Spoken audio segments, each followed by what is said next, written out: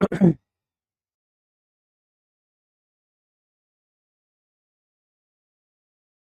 जय Hind to everyone. क्या हालचाल, कैसे हो सब लोग? फटाफट से कमेंट कर दीजिए। Am I audible and visible? क्या मेरी आवाज आप सभी तक पहुंच पा रही है? फटाफट से बताइए।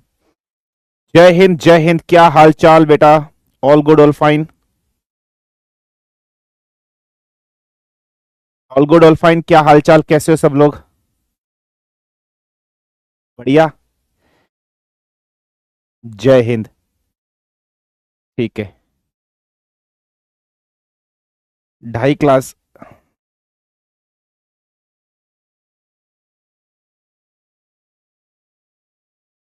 सर, आपने 2:30 बजे क्लास के लिए बोला था, आज फिर 9:15 बजे क्लास ले रहे हो। भाई, टाइमिंग इज चेंज। कुछ बच्चों का स्कूल होता है, इस वजह से क्लास लिए। और आज आपकी 3 क्लास थी, 2:30 बजे से ऑलरेडी क्लास थी। ठीक है यार, ऐसे मत करो यार बेटा। मेरी आंख की हालत देखी है, मैं तब भी क्लास ले रहा हूं। अगर मैं चाहता तो मैं छुट्टी ले सकता था। अगर मेरी आंख आंख की हालत ऐसी है तो तुम लोग क्लास क्यों नहीं कर सकते हो यार? 1.5 घंटा नहीं बैठ सकते हो क्या यार? फौज के अंदर जब तुम जाओगे, जब तुम्हें दुश्मनों को मारना होगा, तुम्हें 1.5 घंटे एक ही जगह पर बैठ के दुश्मनों का इंतजार करना पड़ेगा। तब नहीं करोगे क्या? तब नहीं करोगे क्या? यार, सिर्फ 1-2 महीने की बात है यार। 1-2 महीने नहीं एफर्ट्स डाल सकते? अगर तुम्हारा टीचर डाल सकता है तो तुम नहीं डाल सकते? हैं? मेरी आंख से ब्लीडिंग है, फिर भी मैं क्लास ले रहा हूं। खुद देख लो कैसे सूजी हुई है? यार, सिर्फ 1 महीने की बात है, 1-1.5 महीने की बात है। एफर्ट्स नहीं डाल सकते हो बेटा यार? जिंदगी भर मौज करोगे? अगर तुम्हारा टीचर कर सकता है तो तुम लोग नहीं कर सकते हो? यार, सब बच्चों का सोचना ना, तुम अपना अपना क्यों सोच रहे हो यार? हैं? कि सर हमारी 2:30 बजे क्लास लगा दो। यार, कुछ बच्चे अपने अपने भी तो भाई बहन है वो। उनका भी तो स्कूल होता है यार, उनका भी तो सोच लो। हैं? ऐसे क्यों कर रहे हो? उनका भी तो स्कूल होता है। सिर्फ अपने अपने बारे में क्यों सोच रहे हो? उनका भी तो ध्यान रखो थोड़ा सा।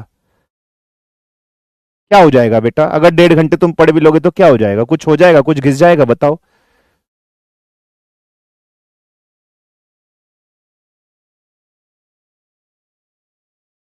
गलत बोल रहा हूं भाई? बताओ। है ना? चलिए। ठीक है। चलिए।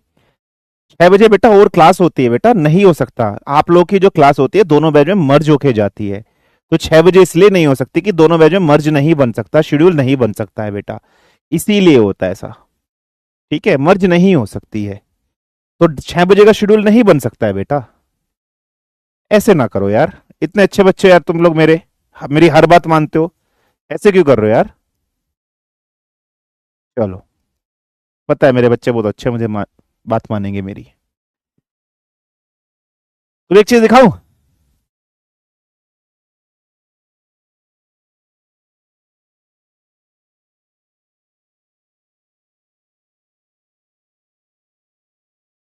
ठीक है। चलिए। हाँ, सेपरेशन टेक्निक बच रही है बेटा। हाँ, ये सेपरेशन टेक्निक ना मैं अलग से कराऊंगा। ठीक है, थोड़ा सा अलग है। बट आपकी डीपीपी सोल्व हो जाएगी। सेपरेशन टेक्निक एक छोटी सी होगी लेक्चर, वो मैं रिकॉर्ड करके दूंगा, क्योंकि थोड़ा सा ना बड़ा टॉपिक है। तो मैं रिकॉर्ड करके आपको दे दूंगा। वो रटने वाली चीज आप टेंशन मत लेना। मैं मोस्ट प्रोबेबली 1-2 दिन के अंदर रिकॉर्ड, कल मेरी मैराथन क्लास है, कल के बाद मैं आपको रिकॉर्ड करके दे दूंगा। ठीक है, टेंशन मत लेना। आज जो हम लोग चैप्टर स्टार्ट करने वाले हैं वो है हमारा स्ट्रक्चर ऑफ एटम। ठीक है, या स्ट्रक्चर ऑफ मैटर की अगर हम लोग बात कर रहे हैं, एटम की बात कर रहे हैं, ये हमारा चैप्टर है। This is our next chapter, chapter 2। ठीक है, चैप्टर 2 सेपरेशन टेक्निक जो है बेटा, ये मैं रिकॉर्डेड दूंगा आप लोग को। ये जो सेपरेशन टेक्निक है, रिकॉर्डेड नहीं दूंगा तो लाइव ले लूंगा, कोई दिक्कत वाली बात नहीं है। मैंने जानबूझ के आज नहीं लिया। आप लोग की डीपीपी बन जाएंगे, डीपीपी आपको मिल जाएंगे, उसमें क्वेश्चन बन जाएंगे आपके। ये मैं हो सकता है या तो लाइव ले लूंगा या मैं आप लोग को रिकॉर्डेड क्लास दे दूंगा। इसकी टेंशन मत लेना आप लोग। छोटी सी टॉपिक है, सिंपल सी टॉपिक है, ये हो जाएगी। तो हमारा फर्स्ट चैप्टर इसी के साथ कंप्लीट हो चुका है।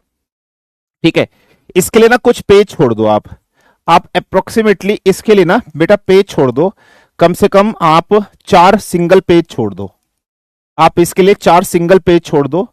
तो 4 2 जा 8, डबल पेज कितने हो जाएंगे? 8 डबल पेज हो जाएंगे बेटा। ये आप रख लीजिए। 4 सिंगल पेज छोड़ दीजिए, ठीक है, और आप बाकी सब कर लीजिए, ठीक है, क्लियर है। चलिए, सो आज स्ट्रक्चर ऑफ एटम हम लोग पढ़ेंगे, जिसमें इलेक्ट्रॉन, प्रोटॉन, न्यूट्रॉन के बारे में पढ़ेंगे। कैथोड रे ट्यूब एक्सपेरिमेंट क्या होता है वो हम लोग पढ़ेंगे। एनोड रे ट्यूब एक्सपेरिमेंट क्या होता है वो हम लोग डिस्कशन करेंगे। अल्फा स्कैटरिंग मॉडल क्या होता है, रदरफोर्ड मॉडल्स क्या होता है, ठीक है, थॉमसन का मॉडल क्या है, क्लियर है, थॉमसन मॉडल क्या है, ये सब चीजें हम लोग इस चैप्टर के अंदर डिस्कशन करने वाले हैं। लेकिन एक चीज और समझना, ठीक है, दिखाऊंगा बेटा, भी रुक जाओ, एक चीज दिखाऊंगा। अभी एक चीज और समझ लो। एक चीज क्या है बेटा, एक चीज है, कल आप लोगों की, पता है ना, कल आप लोगों की वाईटी पर, यूट्यूब पर फिजिक्स की क्लास है। कितने बजे क्लास होगी बेटा, 5 PM पर क्लास होगी, है ना। इस क्लास के अंदर कल मैं मैकेनिक्स, कल मैं आप लोग को मैकेनिक्स डिस्कशन करूंगा, चाहे जिसमें मोशन इन 1D की बात हो, चाहे मोशन इन 2D।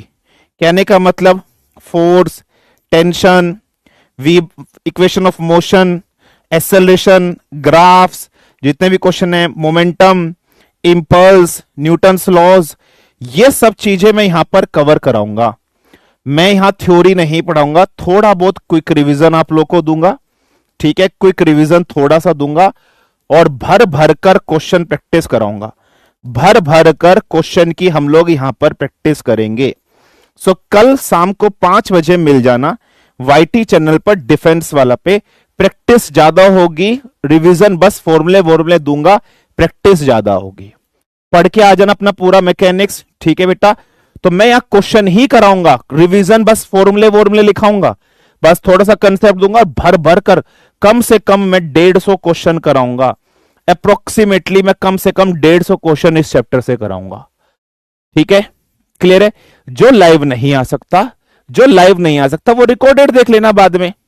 जो बच्चा लाइव नहीं आ सकता वो रिकॉर्डेड देख लेना, कोई टेंशन वाली बात नहीं है बेटा, कोई टेंशन वाली बात नहीं है। आप लोग की अगर शौर्य की क्लास है तो बाद में आप रिकॉर्डेड देख लेना, प्रैक्टिस कर लेना, संडे वनडे कभी भी आप 2x वगैरह 3x वगैरह पर आप देख के फटाफट से कर लेना, ठीक है बेटा। सर इसमें पीवाईक्यू भी होंगे, पीवाईक्यू भी होंगे, एमआईक्यू भी होंगे, बहुत कुछ होंगे, ठीक है। जो लाइव नहीं देख सकते रिकॉर्डेड देख लेना बेटा, लाइव नहीं देख सकते तो रिकॉर्डेड देख लेना, कोई टेंशन वाली बात नहीं है, कोई दिक्कत वाली बात नहीं है। हाँ कोई नहीं बेटा, आप लोग लाइव देख लेना, रिकॉर्डेड देख लेना, ठीक है, पर करना जरूर बेटा। कम से कम 150 क्वेश्चन कराऊंगा, ठीक है, कम से कम 150 क्वेश्चन कराऊंगा। 5 घंटे या 4 घंटे की क्लास आपकी रहेगी, फटाफट आप बाद में देख लेना, क्लियर है, कोई प्रॉब्लम, कोई समस्या, कोई दिक्कत, ठीक है। चलिए, सो आज का हम चैप्टर स्टार्ट कर रहे हैं। हमारी आंख में हो रहा है दिक्कत, हम चश्मा लाए हैं खरीद के, लाल चश्मा, खरीदे नहीं है, अपने भांजे का चोरी कर लिए हैं। ही। हम अपने भांजे का चश्मा चोरी करके ले आए हैं। खतरनाक लग रहा है, अरे तो तेड़वा है। हम अपने भांजे का चश्मा ले आए हैं चोरी करके, खरीदे नहीं है, उसका चश्मा ले आए खरीद के, हमें आदत नहीं है, आज हम इस चश्मा पहन के पढ़ाएंगे।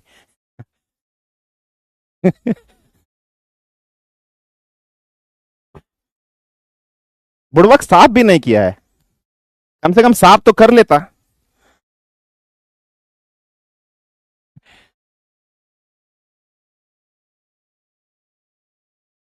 भांजा चश्मा चोरी करके लाए।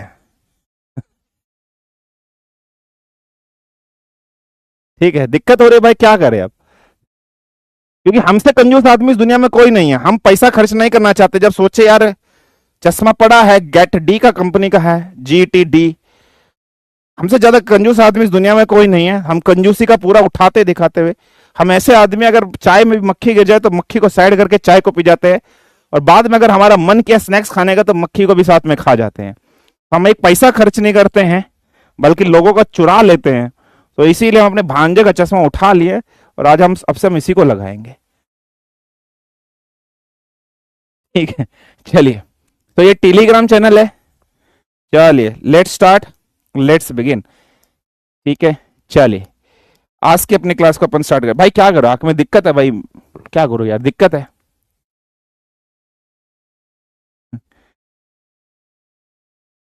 भाई क्या करूं यार, आंख में दिक्कत, अब क्या करूं मैं।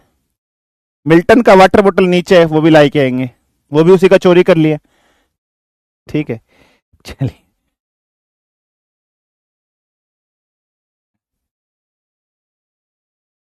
चलिए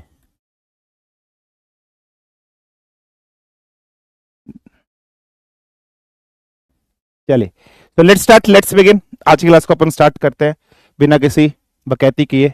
चलिए, तो हेडिंग डाल लीजिए, स्ट्रक्चर ऑफ एटम। ठीक है बेटा, एटम का स्ट्रक्चर कैसे होता है, या एटॉमिक स्ट्रक्चर, अब चैप्टर को आप बोल सकते हो, ठीक है, या फिर आप इस चीज को क्या बोल सकते हो, एटॉमिक स्ट्रक्चर।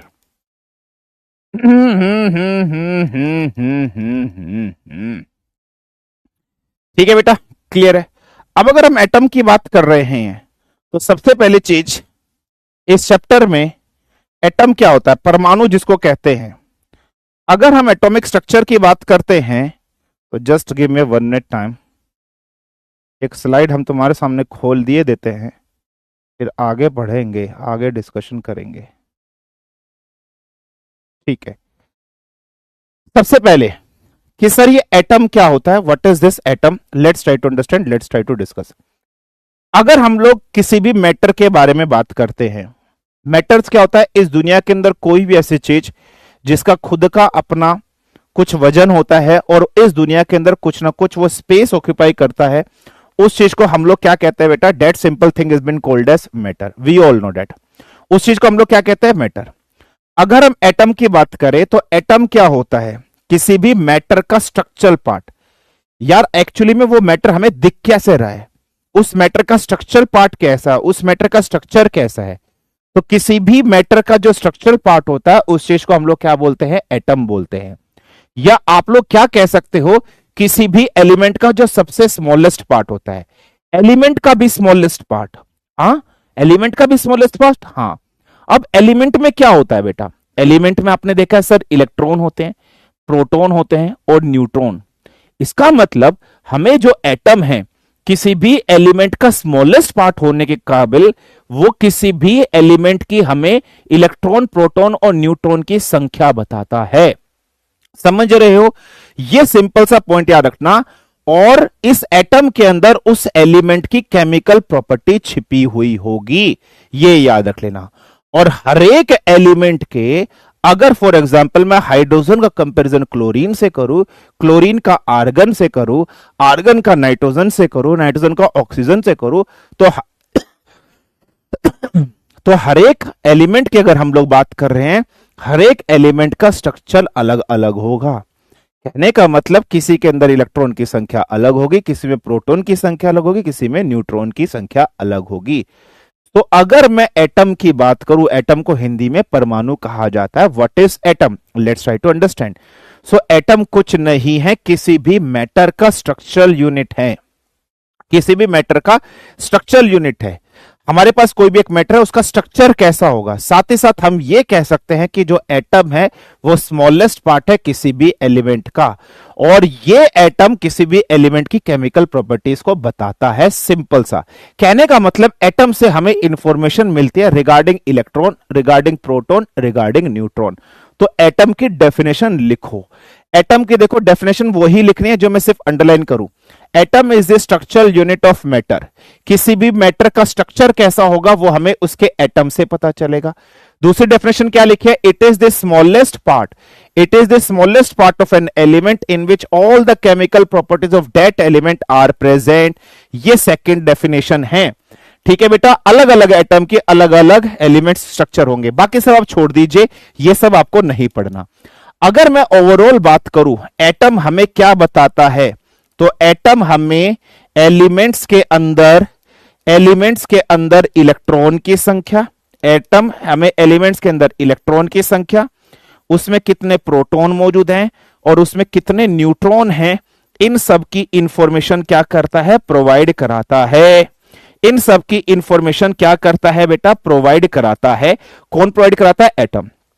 तो what is atom, atom is the structural unit of matter, या एटम की अगर हम लोग बात करें, it is the smallest unit of an element, जहां से किसी भी एलिमेंट की हमें केमिकल प्रॉपर्टी पता चलेगी। केमिकल प्रॉपर्टी किससे पता चलता है, इलेक्ट्रॉन, प्रोटॉन और न्यूट्रॉन की संख्या से हमें पता चलता है। This is simple the definition of atom, this is simple the definition of atom, जो आपको याद रखनी है। अच्छा, अब बात यह आती है कि सर ये जो एटॉमिक थ्योरी आती है, हम लोग जब इस चैप्टर के अंदर डिस्कशन करेंगे तो इस चैप्टर के अंदर हम लोग डिफरेंट एटॉमिक थ्योरीज के बारे में पढ़ेंगे, डिफरेंट एटॉमिक थ्योरीज के बारे में हम लोग डिस्कशन करेंगे। जैसे फॉर एग्जांपल एटॉमिक थ्योरी के बारे में पढ़ रहे हैं, डेल्टन की एटॉमिक थ्योरी क्या थी, रदरफोर्ड की एटॉमिक थ्योरी क्या थी, थॉमसन की एटॉमिक थ्योरी क्या थी, और बोर्स मॉडल की एटॉमिक थ्योरी क्या थी। ये सारे वो वैज्ञानिक है बेटा जिन्होंने atomic theory the. In atomic theory में कुछ ना कुछ कमियां थी, इन कमियों को दूर किया उसके नेक्स्ट जो साइंटिस्ट आए। लेकिन सबसे पहली चीज आपको समझनी है कि इस दुनिया में सबसे पहले एटॉमिक थ्योरी किसने दी। इस दुनिया में सबसे पहले एटॉमिक थ्योरी दी डेल्टन बाबा ने। अब क्वेश्चन पेपर में कैसे आएगा, डेल्टन बाबा ने जब अपनी एटॉमिक थ्योरी दी तो उन्होंने पोस्टुलेट्स दिए। पोस्टुलेट्स का मतलब क्या होता है, रिजल्ट। रिजल्ट का मतलब क्या था, आउटकम्स। कुछ एक्सपेरिमेंट किया होगा उससे उन्होंने आउटकम्स दिए, पोस्टुलेट दिए, रिजल्ट्स दिए। ये रिजल्ट्स आपको पता होने चाहिए और इन्हीं रिजल्ट से रिलेटेड क्वेश्चन आएगा पेपर में। कैसे क्वेश्चन आएगा, मैं रिजल्ट्स आपके सामने आपको लिखाऊंगा, आपके सामने होंगे, आप उनको समझेंगे एक एक करके। पेपर में क्वेश्चन आएगा, 3-4 स्टेटमेंट दे देगा, बोलेगा इसमें से कौन सा डेल्टन थ्योरी का आउटकम्स, रिजल्ट या पोस्टुलेट है या नहीं है, वो चीज हम लोग डिस्कशन करेंगे। लेकिन इस चीज को डिस्कशन करने से पहले अब एक चीज आप लोग सब समझने की कोशिश करना। अगर बेटा मैं आज के प्रेजेंट डे की बात करूं, अगर बेटा मैं आज के प्रेजेंट डे की बात करूं तो प्रेजेंट डे में एटॉमिक स्ट्रक्चर कैसा होता है। अगर मैं प्रेजेंट डे में आप लोगों से बोलूं कि बच्चा मुझे बताओ एटॉमिक स्ट्रक्चर कैसा होता है, तो आप सब बोलोगे सर एटम का स्ट्रक्चर कुछ इस तरीके से होता है कि एटम के बीच में ना सर न्यूक्लियस होता है। एटम के बीच में क्या होता है सर, न्यूक्लियस होता है। और इस न्यूक्लियस के चारों तरफ अगर हम लोग बात कर रहे हैं तो सर इस तरीके से एनर्जी लेवल्स बनी हुई होती हैं, एनर्जी सेल्स बनी हुई होती हैं। ये आप सब जानते हो। इसके चारों तरफ क्या बनी होती है, एनर्जी सेल्स, जैसे KLM ऐसे एनर्जी सेल्स बनी हुई होती हैं। ये KLMN क्या है बेटा, ये KLMN क्या है, these are your energy shells, है ना। इनको क्या कहा जाता है, इनको एनर्जी सेल्स कहा जाता है। इन्हीं एनर्जी सेल्स के अंदर इलेक्ट्रॉन्स बैठे हुए होते हैं। जैसे हो सकता है यहां इलेक्ट्रॉन बैठा हो, यहां इलेक्ट्रॉन बैठा हो, यहां इलेक्ट्रॉन। अभी हमें यह नहीं पढ़ना कि K सेल में कितने इलेक्ट्रॉन आते हैं, L में कितने आते हैं, M में कितने आते हैं, ये सब हमें नहीं डिस्कशन करना। बस हमें अभी स्ट्रक्चर समझना कि प्रेजेंट डे का स्ट्रक्चर कैसे होता है। कि बीच में एक न्यूक्लियस होता है। न्यूक्लियस में क्या होता है, न्यूक्लियस में सर प्रोटॉन होते हैं और न्यूट्रॉन होते हैं। अगर मैं यहां पर P की बात करूं, P इज व्हाट बेटा, P इज योर प्रोटॉन। अगर मैं प्रोटॉन की बात करूं, प्रोटॉन पे क्या होता है बेटा, इसको हम लोग बोलते हैं पॉजिटिव चार्ज पार्टिकल। इसको हम लोग कहते हैं पॉजिटिव चार्ज पार्टिकल। प्रोटॉन का चार्ज कितना होता है, प्लस के 1.6 into 10 to the power -19 coulomb. और बच्चा अगर हम लोग N की बात करें, N क्या होता है, न्यूट्रॉन। न्यूट्रॉन क्या होता है बेटा, एक न्यूट्रल पार्टिकल होता है। ये क्या है, ये कुछ नहीं है, एक न्यूट्रल पार्टिकल है जिसपे कोई भी चार्ज नहीं है। E इज व्हाट बेटा, इलेक्ट्रॉन होता है। और इलेक्ट्रॉन का चार्ज कितना होता है मेरे बच्चे, माइनस के 1.6 into 10 to the power -19 coulomb. अच्छा, अब एक चीज और समझना जो मुझे आप लोग को बतानी है। अगर मैं प्रोटॉन के मास की बात करूं कि मास ऑफ प्रोटॉन कितना होता है बेटा, तो 1.67 या 675 ठीक है, लगभग इतना होता है 1.675 into 10 to the power -27 kg into 10 to the power -27 kg, या ग्राम में लिखोगे -30 ग्राम। अगर मैं न्यूट्रॉन की बात करता हूं, सो मास ऑफ न्यूट्रॉन लगभग अप्रोक्सीमेटली इतना ही होता है, थोड़ा बहुत डिफरेंस होता है, लगभग 1.676 into 10 to the power -27 kg, ऐसा ही होता है इसका और इसका। अगर मैं इलेक्ट्रॉन के मास की बात करूं, इलेक्ट्रॉन का मास होता है 9.1 into 10 to the power -31 kg, -31 kg, ये जनरल चीज होती है। अब एक चीज समझना, ये प्रेजेंट डे की थ्योरी है, ये प्रेजेंट डे का एटॉमिक स्ट्रक्चर है। तो प्रेजेंट डे के एटॉमिक स्ट्रक्चर में हमने देखा कि न्यूक्लियस में प्रोटॉन और न्यूट्रॉन होते हैं। न्यूट्रॉन पे कोई चार्ज नहीं है, प्रोटॉन पे अगर पॉजिटिव चार्ज है तो न्यूक्लियस हमारा कैसा हो गया, पॉजिटिव हो गया है। इस पॉजिटिव के चारों तरफ नेगेटिव चीज घूम रही होती है। ये है हमारा प्रेजेंट डे का structure. This is our present day का स्ट्रक्चर। अब हम इस जो प्रेजेंट डे के स्ट्रक्चर पर यहां तक पहुंचे हैं बेटा, एकदम से नहीं पहुंचे, कुछ डेवलपमेंट फेज हुई हैं। पहले डल्टन बाबा ने कुछ थ्योरी दी होगी, डल्टन बाबा की थ्योरी में कुछ कमियां होंगी, उन कमियों को थॉमसन बाबा आए होंगे, उन्होंने दूर किया होगा। थॉमसन बाबा की कुछ कमियां होंगी, रदरफोर्ड बाबा आए होंगे, रदरफोर्ड बाबा ने दूर किया होगा।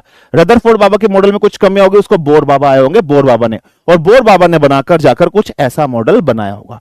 तो हम इस मॉडल पर आएंगे अभी, बट अभी पहले आप इस मॉडल को समझो, ये मॉडल दिखता कैसे है।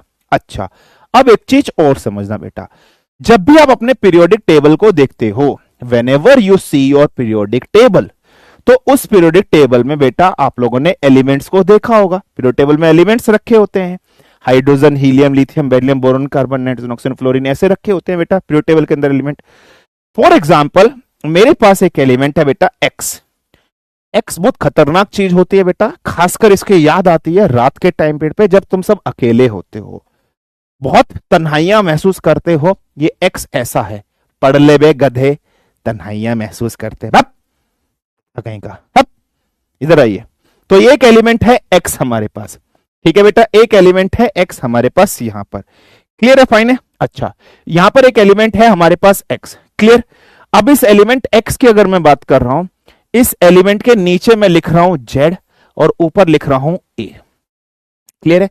इस एलिमेंट के नीचे मैं लिख रहा हूं जेड, ऊपर लिख रहा हूं ए। यहां पर कुछ नंबर्स लिखे होते हैं। फॉर एग्जाम्पल आपने कभी देखा होगा, जैसे एक्स के नीचे फॉर एग्जाम्पल लिखा है 6, 12। यार ये जो नीचे नंबर लिखा होता है इसका मतलब क्या होता है, यार ये जो ऊपर नंबर लिखा होता है इसका मतलब क्या होता है, समझने की कोशिश करते हैं बेटा। ये जो जेड है, यहां जेड की वैल्यू 6 है, यहां ए की वैल्यू क्या है बेटा 12। ये जो जेड होता है, इस चीज को हम लोग बोलते हैं एटॉमिक नंबर, हिंदी में इसको बोलते हैं परमाणु क्रमांक। What we will call it in Hindi, we will call it in Hindi as परमाणु क्रमांक। यार ये एटॉमिक नंबर हमें क्या बताता है, ये एटॉमिक नंबर हमें ये इंफॉर्मेशन देता है कि इस एलिमेंट के अंदर कितने प्रोटॉन हैं। So atomic number just give us the information as how many proton are being there. तो जेड हमें नंबर ऑफ प्रोटॉन के बारे में बताता है कि इस एलिमेंट के अंदर नंबर ऑफ प्रोटॉन कितने हैं। फॉर एग्जाम्पल अगर जेड की वैल्यू 6 है, इसका मतलब इस एलिमेंट के अंदर नंबर ऑफ प्रोटॉन कितने बेटा 6 है नंबर ऑफ प्रोटॉन। ये सिंपल सी चीज आपको याद रखनी है। बाई चांस अब अगर अपन ए की बात कर रहे हैं, तो ए इधर क्या कहलाता है, ए इधर कहलाता है mass number. So what is a here is a mass number. For example अगर मेरे पास मास नंबर 12 है, ये मास नंबर हमें क्या बताता है, मास नंबर हमें बताता है कि नंबर ऑफ प्रोटॉन और न्यूट्रॉन की संख्या कितनी है।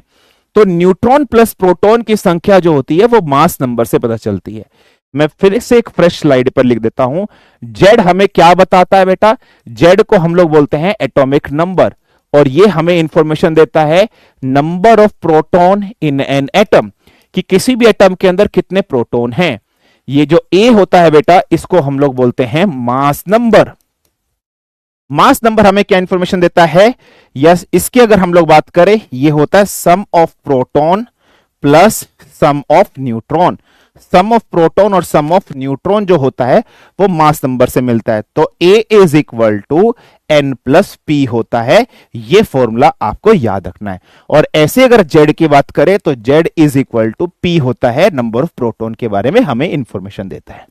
अच्छा, अब एक चीज समझो बेटा, तुम दोबारा इस डायग्राम पर आओ। इस डायग्राम पे तुमने ये देखा न्यूक्लियस है, न्यूक्लियस पे क्या लिखा है पी प्लस एन। इसका मतलब प्रेजेंट डे का जो एटॉमिक स्ट्रक्चर के हम लोग बात कर रहे हैं, उस एटॉमिक स्ट्रक्चर में किसी भी एलिमेंट का सारा मास कहां पर रहता है, सेंटर में रहता है। क्योंकि P plus N is what बेटा, अगर मैं P प्लस एन की बात करूं, ये मास नंबर है ना। What is P plus N, P plus N is a mass number. तो किसी भी एलिमेंट का सारा मास कहां पर रहता है, न्यूक्लियस में रहता है। So where is entire mass of an element situated? The entire mass of an element is situated right at the center, right at the nucleus. तो एक पॉइंट आप लोग नोट बनाकर लिखोगे, क्या लिखोगे बेटा, तो नोट बना के लिखोगे इन मॉडर्न डे, ठीक है, in modern day atomic structure. अगर हम मॉडर्न डे का एटॉमिक स्ट्रक्चर देखें तो इसमें क्या होता है, entire mass of an atom is situated at the center of an atom। और सेंटर ऑफ एन एटम को हम लोग क्या कहते हैं बेटा? The centre of an atom is called as nucleus. तो सारा का सारा मास कहां पर कंसंट्रेट होता है बेटा? न्यूक्लियस पर कंसंट्रेटेड होता है। ये पॉइंट याद रखना, दिस इज नॉट फन। अब इसी तरीके से हमें एक पॉइंट और लिखना पड़ेगा बेटा, नोट नंबर 2 बनाकर। यार आप लोगों ने कभी ना कभी सुना होगा, जब अपने छोटी क्लास में होंगे या पढ़ा भी होगा, कि एटम जो होता है, atom as a whole is electrical neutral. Is electrical कैसा होता है बेटा? ये अपने आप में पूरा का पूरा न्यूट्रल होता है। यार अगर कोई चीज न्यूट्रल है, इसका मतलब उसमें पॉजिटिव और नेगेटिव चीजों की संख्या बराबर है बेटा। फॉर एग्जाम्पल +2 और -2 जीरो न्यूट्रल, +3 और -3 जीरो न्यूट्रल, +5 और -5 जीरो न्यूट्रल। वो डांस कैसे आता है वो बाद में करेंगे, ठीक है? तो न्यूट्रल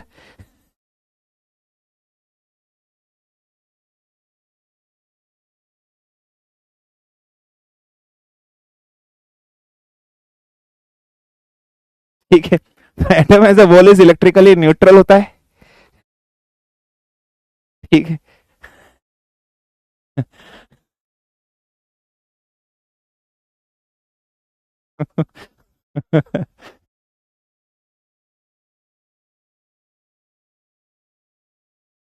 ठीक है।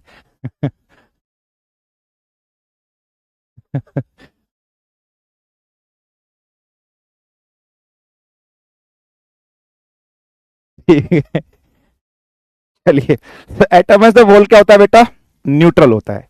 यार अगर atom as a whole neutral होगा, इसका मतलब बेटा किसी भी एटम, अगर हमारा एटम न्यूट्रल होगा, तो बेटा इसका मतलब क्या है? किसी भी एटम के अंदर नंबर ऑफ इलेक्ट्रॉन की संख्या नंबर ऑफ प्रोटॉन के बराबर होगी। ये पॉइंट समझ में आया? इलेक्ट्रॉन की संख्या किसके बराबर होगी? प्रोटॉन के बराबर होगी, है ना? इलेक्ट्रॉन की संख्या हमेशा प्रोटॉन के बराबर होगी। इतनी चीज क्लियर है? मैं एक बार फिर से रिपीट कर देता हूं बेटा। हम लोगों ने एटम की डेफिनेशन पढ़ी, हमने ये पढ़ा कि एटम जो होता है किसी भी मैटर के स्ट्रक्चर के बारे में बताता है, या जो एटम होता है किसी भी एलिमेंट की सबसे स्मॉलेस्ट फॉर्म होती है, और एटम उस एलिमेंट की केमिकल प्रॉपर्टी के बारे में इंफॉर्मेशन देता है। केमिकल प्रॉपर्टी का मतलब है उसमें कितने इलेक्ट्रॉन है, कितने प्रोटॉन है, कितने न्यूट्रॉन है, इन सब की इंफॉर्मेशन एटॉमिक स्ट्रक्चर या एटम का स्ट्रक्चर देता है। अगर हम प्रेजेंट डे के एटम का स्ट्रक्चर का बात कर रहे हैं, प्रेजेंट डे का एटम का स्ट्रक्चर कुछ ऐसा दिखता है। बीच में न्यूक्लियस होता है, इस न्यूक्लियस में प्रोटॉन प्लस न्यूट्रॉन होते हैं। प्रोटॉन पॉजिटिव चार्ज होता है जिसका चार्ज इतना, मास इतना। न्यूट्रॉन न्यूट्रल होता है जिसका मास होता है, कोई चार्ज नहीं होता। इसके चारों तरफ इलेक्ट्रॉन घूमते हैं एनर्जी सेल्स में, इलेक्ट्रॉन का चार्ज इतना, मास इतना। साथ ही साथ हमने ये देखा कि पीरियोडिक टेबल में जो एलिमेंट होते हैं उसके नीचे कुछ नंबर लिखा होता है, ऊपर कुछ लिखा होता है। नीचे जो लिखा होता है उसको जेड से डिनोट करते हैं। जेड का मतलब एटॉमिक नंबर है। एटॉमिक नंबर हमें उस एलिमेंट के अंदर कितने प्रोटॉन है वो इंफॉर्मेशन देता है। ए हमें इंफॉर्मेशन देता है कि उसमें मास नंबर क्या है। मास नंबर होता है न्यूट्रॉन प्लस प्रोटॉन। जब mass number neutron plus proton है तो इसका मतलब किसी भी एटम का सारा मास उसके सेंटर में रहता है।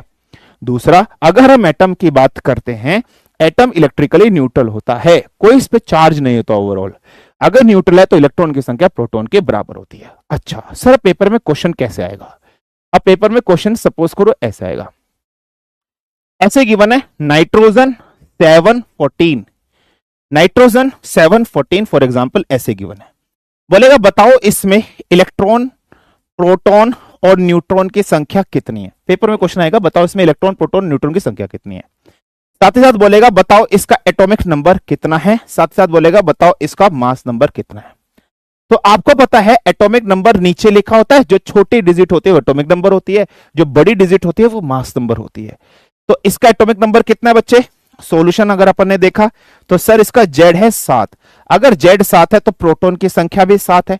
अगर प्रोटॉन भी 7 है बेटा तो इलेक्ट्रॉन भी कितने होंगे सर? 7 होंगे। अच्छा यहां 14 है, इसका मतलब ए की वैल्यू कितनी है बेटा? 14, और 14 इज इक्वल टू n+p होता है। तो अगर प्रोटॉन 7 है तो न्यूट्रॉन कितने हो जाएंगे बेटा इसमें? सर न्यूट्रॉन भी इसमें 7 हो जाएंगे।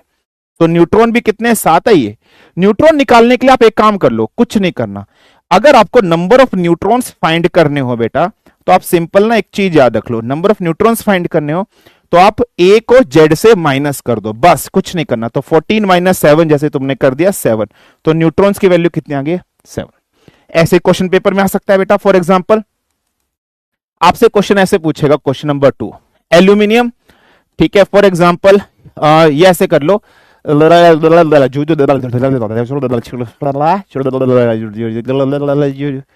हाँ, फॉर एग्जांपल ऑक्सीजन 8 16 ऐसे तुम्हें गिवन है। तो तुमने यहां से देखा, यहां पर इलेक्ट्रॉन की संख्या, प्रोटॉन की संख्या 8, जेड की संख्या 8, ठीक है। यहां से न्यूट्रॉन की संख्या कितना बेटा? कुछ नहीं करना, 16 माइनस 8, 8 ही इसके अंदर न्यूट्रॉन है, तो जेड इधर 8 है और ए की वैल्यू इधर कितने बेटा? 16 हो गई। ए की वैल्यू कितनी हो गई बेटा? 16 हो गई। ये सिंपल सा कंसेप्ट है, सिंपल सी चीज आपको याद रखनी है। अच्छा, ऐसे तो आप नॉर्मल फाइंड कर लोगे, आपको गिवन होगा बताने के लिए, लेकिन थोड़ा सा क्रिस्प लाते हैं इसके अंदर, थोड़ा सा इसके अंदर कुरकुरापन लाते हैं। रुक जाओ, चलो थोड़ा सा इसमें कुरकुरापन लाते हैं। थोड़ा सा इसमें जब कुरकुरापन लाते हैं बेटा तो समझना। फॉर एग्जांपल मेरे पास एक एलिमेंट है सोडियम। सोडियम का जेड कितना होता है बेटा? हम सब जानते हैं। फॉर एग्जांपल 11, सोडियम का एटॉमिक नंबर होता है 11। सोडियम का मास नंबर होता है 23। सोडियम का मास नंबर होता है 23। सर हमें क्या याद रखना है? सर हमें एटॉमिक नंबर याद रखना है, मास नंबर। तुम्हें सिर्फ एटॉमिक नंबर, सर कितने तक एटॉमिक नंबर? सिर्फ 30 तक याद रखने हैं। कहां तक याद रखने हैं? बस 30 तक तुम्हें याद रखने हैं, इससे ज्यादा तुम्हें याद नहीं रखने हैं, ठीक है। तुम्हारा कर्तव्य होगा 30 तक तुम याद करोगे सिर्फ। अब एक चीज समझना बेटा, बहुत इंपॉर्टेंटली, अगर आप किसी भी एलिमेंट के मास नंबर को देखते हो, किसी भी एलिमेंट के अगर आप मास नंबर को देखते हो, तो याद रखना ये जो मास नंबर होता है ये अप्रोक्सीमेटली ट्वाइस होता है एटॉमिक नंबर का। एग्जैक्ट भी हो सकता है, दुगना, लगभग दुगना हो सकता है। लगभग दुगने का मतलब दुगने से थोड़ा सा कम भी हो सकता है, दुगने से थोड़ा सा, बट होता है दुगने के आसपास। जैसे 11 का दुगना 22 होता है, तो देखो लगभग है या नहीं है, ये चीज याद रख लेना। क्लियर है? अच्छा, अगर मैंने सोडियम की बात करी तो सोडियम में इलेक्ट्रॉन और प्रोटॉन कितने बेटा? 11। अगर मैंने इसमें न्यूट्रॉन की बात करी तो तुमने क्या बोला? सर 23 माइनस 11, 12 इसके अंदर न्यूट्रॉन है। क्लियर? अब सपोज करो ये जो सोडियम है ना, ये कन्वर्ट हो जा रहा है। फॉर एग्जाम्पल सपोज करो बेटा, ये जो सोडियम है ये कन्वर्ट हो जा रहा है Na पॉजिटिव में। फॉर एग्जाम्पल ये जो सोडियम है ये Na पॉजिटिव में कन्वर्ट हो जा रहा है। अब अगर मैं आपसे पूछूं कि इस सोडियम के अंदर प्रोटॉन की संख्या बताओ, इस सोडियम के अंदर इलेक्ट्रॉन की संख्या बताओ, इस सोडियम के अंदर न्यूट्रॉन की संख्या बताओ।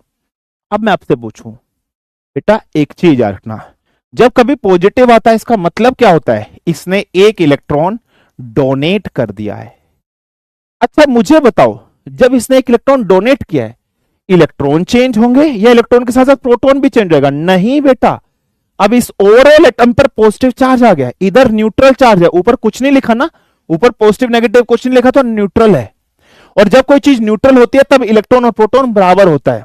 जब तक ऊपर पॉजिटिव नेगेटिव नहीं है तब तक इलेक्ट्रॉन और प्रोटॉन बराबर है। लेकिन अगर पॉजिटिव नेगेटिव आ गया, अब ये न्यूट्रल नहीं है, अब ये न्यूट्रल नहीं है, ये आयनिक स्पीसीज बन गया। अब ये आयनिक स्पीसीज बन गया, इस पे आयंस आ गए, पॉजिटिव आयंस या नेगेटिव आयंस। तो बेटा सिर्फ हमने इलेक्ट्रॉन चेंज किया, प्रोटॉन को नहीं छेड़ा है, न्यूट्रॉन को नहीं छेड़ा है। तो अगर कोई क्वेश्चन ऐसा आए तो चुपचाप प्रोटॉन उतने ही होंगे 11, न्यूट्रॉन उतने ही होंगे 12, बस इसमें इलेक्ट्रॉन चेंज हुए हैं, एक डोनेट हो गया है, तो 11 में से एक माइनस किया बेटा 10 हो गए हैं, क्योंकि अब ये आयनिक स्पीसीज हो गया है, अब इस पर आयंस आ गए हैं। ये चीज याद रखना, आयनिक स्पीसीज से भी क्वेश्चन, कभी प्रोटॉन न्यूट्रॉन को चेंज नहीं करोगे, प्रोटॉन न्यूट्रॉन ओरिजिनल फॉर्म के रहेंगे। इलेक्ट्रॉन चेंज हुए हैं, एक डोनेट कर दिया पॉजिटिव, तो अब 10 इलेक्ट्रॉन इसमें हो गए हैं, ये याद रखना। ऐसे ही अगर मैं एक एग्जांपल और दूं, फॉर एग्जांपल क्लोरीन का एग्जांपल मैं आपको देता हूं। क्लोरीन को जनरली हम लोग Cl ऐसे लिखते हैं, और यहां लिखते हैं 17, और यहां लिखते हैं बेटा 35.5। क्लोरीन का एटॉमिक मास होता है 35.5 और एटॉमिक नंबर होता है 17। ठीक है, क्लियर है? अगर मैं इधर देखूं तो इसका जेड कितना है मेरे बच्चे? 17। तो सर इसमें इलेक्ट्रॉन और प्रोटॉन की संख्या कितने हैं? 17। क्या अभी ये क्लोरीन एक न्यूट्रल स्पीस है ना, क्योंकि इसके ऊपर ना तो पॉजिटिव चार्ज है ना तो नेगेटिव चार्ज है, न्यूट्रल स्पीस है। हाँ, इसमें अगर मैं न्यूट्रॉन की बात करूं तो इन दोनों को माइनस कर दो, तो 35.5 में से 17 माइनस कर दो। बहुत डिफिकल्ट क्वेश्चन है, माइनस इज वेरी डिफिकल्ट। तो what you have to do, you have to write 35.5 and 17। अब तुम्हें 5 लाइन खींचनी है। अपना मेथड याद है, 1 2 3 4 5, 5 में से 0 काटा 5। अच्छा, 5 में से 7 काट दिए है ना, तो 5 में से 7 तो नहीं कटते, तो यहां से कैरी देंगे, यहां 15 हो जाएंगे, 15 नहीं खींचेगा, 15 में से 7 काटिएगा, तो तुमने 5 काट दिए, बचे कितने? 10। 2 तुमने और काट दिए, तो बचे कितने? कितने बचे? हमको भी नहीं आता है, उंगली का इस्तेमाल करना पड़ेगा। 1 2 3 4 5 6 7, 8 बच गए। 8 बच गए। पॉइंट का पॉइंट लगा दीजिए, यहां 2 था तो 2 में से 1 गया, 1। 18.5 आया ना, 7 14 हाँ 18.5। तो नंबर ऑफ न्यूट्रॉन कितने? 18.5। सर 18.5 कभी हो सकता है क्या? नहीं हो सकता, बट कोई नहीं, आंसर में आप ले ली आधा न्यूट्रॉन, बट नॉर्मली हम लोग ऐसे समझते हैं। फॉर एग्जाम्पल, वैसे 35 होता है, 13.5 नहीं होता है। एटॉमिक मास अगर हम लोग बात करते हैं तो 35 होता है। अगर हम क्लोरीन की बात करें 35 होता है, तो आंसर इधर सिंपल ऐसे आएगा, 18 आएगा। मैंने तभी बोला है, समझ रहे हो? तो मैंने समझाने के लिए सीधा से कर दिया, तो एक्चुअली में इसका 35 ही होता है। तो यहां से माइनस किया तो 18 आता है, क्योंकि 0.5 कभी होता नहीं है, 18 यहां पर आएगा। अब अगर फॉर एग्जाम्पल ये क्लोरीन मेरा चेंज होकर Cl नेगेटिव में हो जा रहा है, तो आपने यहां क्या देखा? अब ये आयनिक स्पीसीस हो गया, now it's being ionic species, इस पर आयंस आ गए। अच्छा, इसने क्या किया है? एक इलेक्ट्रॉन इसने गेन किया है। इसने क्या किया बेटा? एक इलेक्ट्रॉन गेन किया है। गेन करने से तभी नेगेटिव आया, तो इसमें इलेक्ट्रॉन की संख्या कितनी हो जाएगी? 17 प्लस 1 है ना, 18 हो जाएगी। प्रोटॉन की संख्या कितनी रहेगी? प्रोटॉन उतने ही रहेंगे, 17 ही रहेंगे। और न्यूट्रॉन की संख्या कितनी रहेगी? 18 ही रहेगी। इतनी चीज में कोई समस्या, कोई दिक्कत किसी को? फटाफट से मुझे बताइए, यहां तक चीजें क्लियर है? इतना स्ट्रक्चर समझ में आया? क्लियर?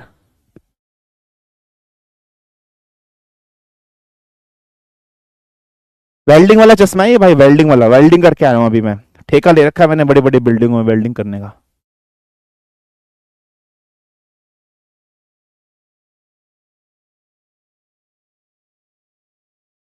ठीक है,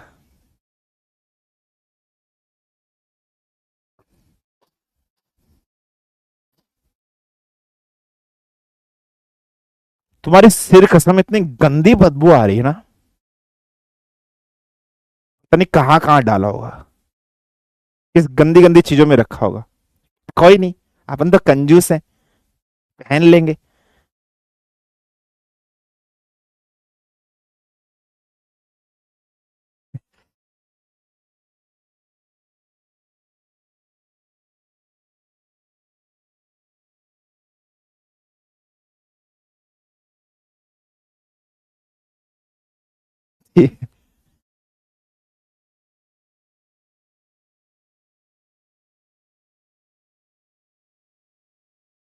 sir my father is welder. अरे बिल्कुल, तुम फौजी बनोगे अब।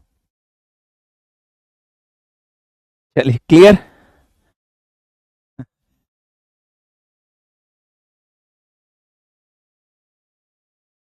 ठीक है, चलिए क्लियर। इतनी चीज है, कोई प्रॉब्लम, कोई समस्या, कोई दिक्कत नहीं सर। अब ये प्रेजेंट डे का एटॉमिक स्ट्रक्चर है, अब कुछ चीजें पढ़नी है। हेडिंग डालिए, आइसोटॉप्स क्या होते हैं। तो व्हाट आर आइसोटॉप्स, पेपर में क्वेश्चन पूछाएगा। Element having, elements having same atomic number but different mass number. ऐसे एलिमेंट जिनका एटॉमिक नंबर सेम होता है बट मास नंबर डिफरेंट होता है, उनको आइसोटॉप्स कहते हैं। For example isotopes of hydrogen. पहला है प्रोट्रियम 1H1, दूसरा है ड्यूट्रियम 1H2, तीसरा है ट्रिटियम 1H3। ठीक है, प्रोट्रियम, ड्यूट्रियम, ट्रिटियम। तुम सब देखो एटॉमिक नंबर 1 1 1, मास नंबर में डिफरेंस है या नहीं है? तो ऐसे एलिमेंट जिसका एटॉमिक नंबर सेम होता है, मास नंबर डिफरेंट होता है, उसको आइसोटोप्स कहते हैं। अगर हम इसकी बात करें तो इसमें इलेक्ट्रॉन और प्रोटॉन कितना है बेटा? 1। न्यूट्रॉन कितना है? 0। इसमें इलेक्ट्रॉन और प्रोटॉन कितना है? 1। न्यूट्रॉन कितना है बेटा? 1। इसमें बात करें इलेक्ट्रॉन और प्रोटॉन की संख्या कितना है? 1। न्यूट्रॉन कितना है? 2। ठीक है बेटा, ये जो ड्यूट्रियम है इसको हैवी वाटर भी बोलते हैं। We can also call it as heavy water. Sir heavy water का फॉर्मूला क्या होता है? या इसको आप लोग ड्यूटेरियम ऑक्साइड भी बोल सकते हो। सर इसका फॉर्मूला क्या होता है? इसका फॉर्मूला होता है D2O। हैवी वाटर, जनरली इस हैवी वाटर का इस्तेमाल कहां पर किया जाता है? फ्यूल के रूप में। जैसे जैसे बेटा न्यूक्लियर पावर प्लांट होते हैं ना हमारे पास, इस न्यूक्लियर पावर प्लांट के अंदर हम लोग यूरेनियम, ठीक है, थोरियम, इन सब का इस्तेमाल करते हैं लाइक अ फ्यूल। तो ऐसे ही ना हमारे पास न्यूक्लियर पावर प्लांट थे बहुत तरीके के, तो उसमें फ्यूल अलग अलग इस्तेमाल किया जाता है। तो हमारे पास एक है न्यूक्लियर पावर प्लांट जिसको मतलब न्यूक्लियर रिएक्टर है, जिसको बोलते हैं pressurised heavy water reactor. Pressurised heavy water reactor, PHWR। ये प्रेशराइज्ड हैवी वाटर रिएक्टर में किसका इस्तेमाल किया जाता है? लाइक अ फ्यूल, इस ड्यूटेरियम का इस्तेमाल किया जाता है प्रेशराइज्ड हैवी वाटर रिएक्टर के अंदर। तो ये क्वेश्चन आ सकता है पेपर के अंदर। तो ये जो हैवी वाटर है ये फ्यूल के रूप में इस्तेमाल किया जाता है कहां पर? Pressurised heavy water reactor. So what is PHWR? लिख लेना बेटा प्रेशराइज्ड, इसको लिख लेना प्रेशराइज्ड हैवी वाटर रिएक्टर है बेटा। ठीक है, इसमें एज अ फ्यूल यूज किया जाता था इसको। अब तो लेकिन इसके ना डिसएडवांटेज है बेटा, बहुत कम एनर्जी जनरेट करता है, वेस्टेज ज्यादा होती है, तो ये बंद कर देगे थे।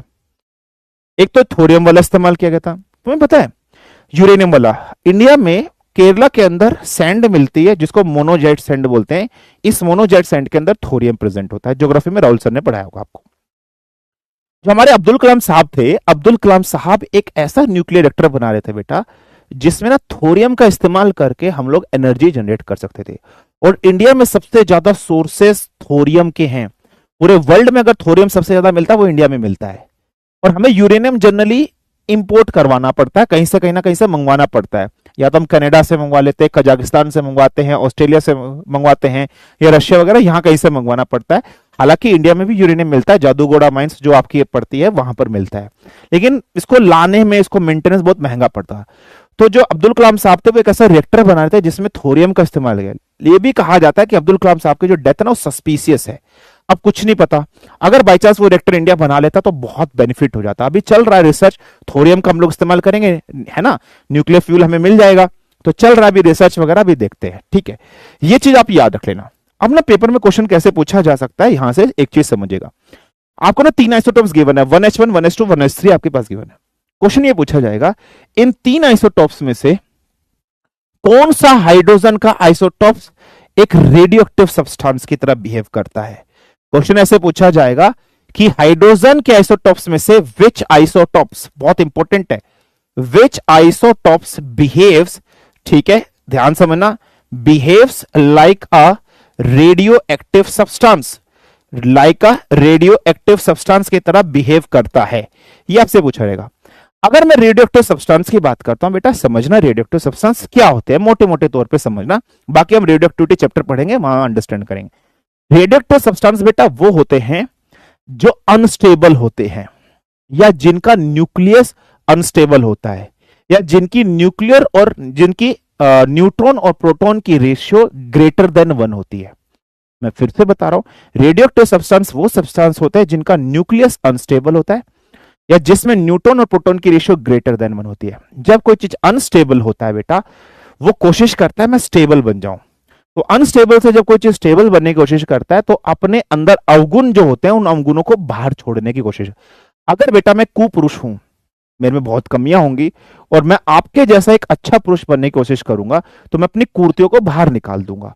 तो जब मैं अपनी कुर्तियों को बाहर निकालूंगा, अपनी कमियों को जब मैं बाहर निकालूंगा, तो मैं एनर्जी बाहर कर रहा हूं, नेगेटिव एनर्जी बाहर रिलीज कर रहा हूं।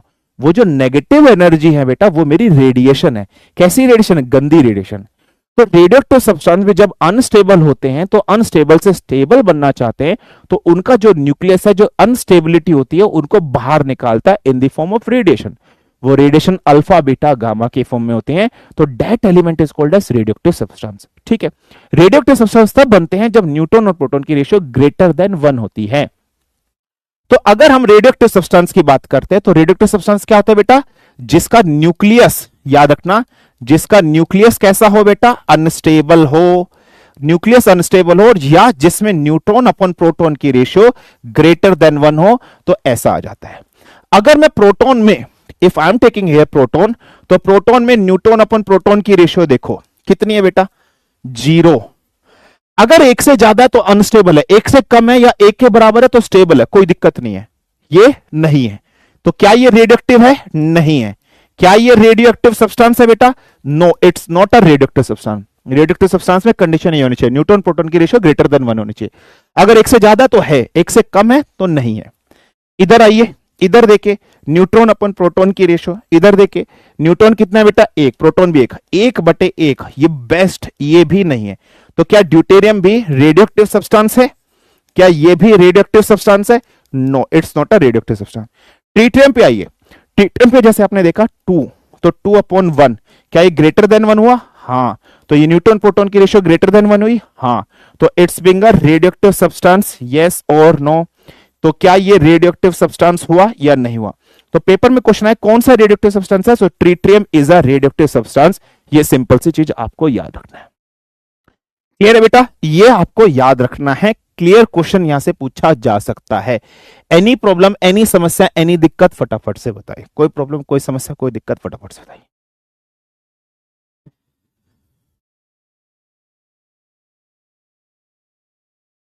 क्लियर है बेटा?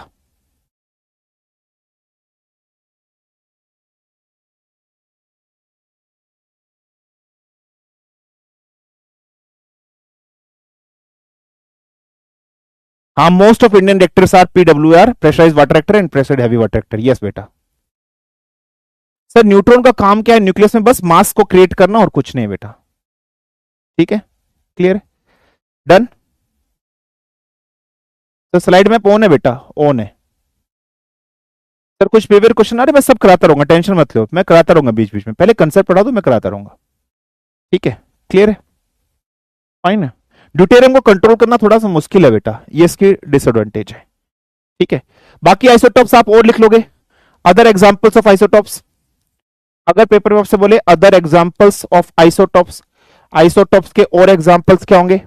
जैसे बेटा कार्बन के आइसोटॉप्स C612, C614, है ना? तो देखो सबका एटॉमिक नंबर सेम है, सबका एटॉमिक मास डिफरेंट है। ठीक है, चलिए नेक्स्ट आता है आइसोबार्स। नेक्स्ट आता है आइसोबार। तो आप लिखोगे element having, elements having same mass number, ठीक है, but different atomic number, but different atomic number. Atomic number different हो, मास नंबर सेम हो, उनको हम लोग क्या बोलते हैं? आइसोबार्स बोलते हैं। एग्जाम्पल देखते हैं, जैसे कैल्शियम 2040,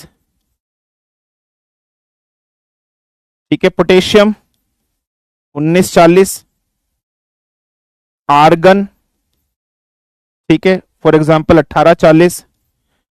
ठीक है, क्लियर है? ये कुछ एलिमेंट मैंने यहां पर ले लिया। क्लियर है? सबका मास नंबर देखिए, सबका मास नंबर सेम है बेटा, 40 40 40, मास नंबर सबका सेम है। हाँ, एटॉमिक नंबर सबका डिफरेंट है या नहीं डिफरेंट है? ठीक है, एटॉमिक नंबर सबका डिफरेंट है या नहीं डिफरेंट है? हाँ जी सर। तो ऑल दीज आर व्हाट बेटा? All these are isobars. तो element having same mass number but different atomic number are called as isobars. ये सिंपल सी चीज आपको याद रखनी है। क्लियर? कोई प्रॉब्लम, कोई समस्या, कोई दिक्कत, फटाफट से मुझे बताइए। सर हमने सुना आपका बुढ़ापा आ गया, कल राज सर बोल रहे थे। हाँ, वो टेस्ट करने की मशीन उन्हीं के पास तो है, बुढ़ापे वाली। पार्ट टाइम बिजनेस है उनका, तुम्हें नहीं पता?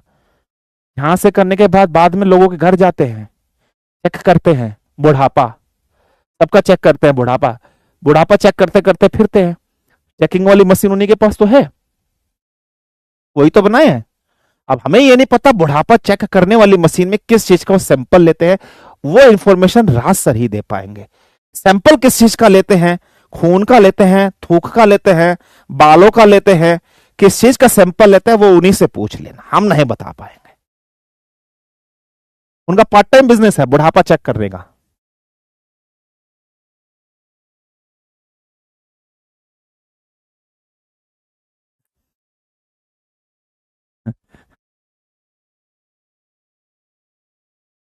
ठीक है।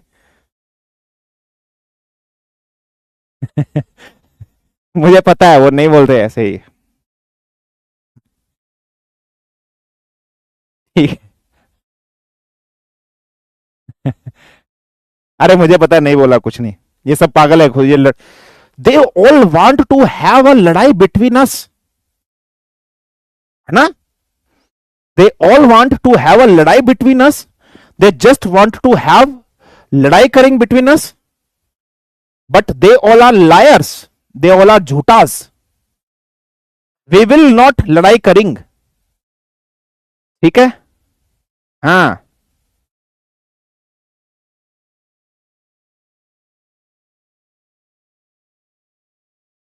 हाँ नहीं किया है वो, हमें पता है ये झूठ बोल रहे हैं बच्चे।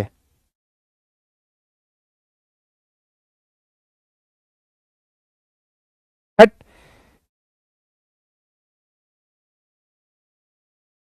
मम्मी से बोलूंगा बुढ़ा बता रहे मुझे।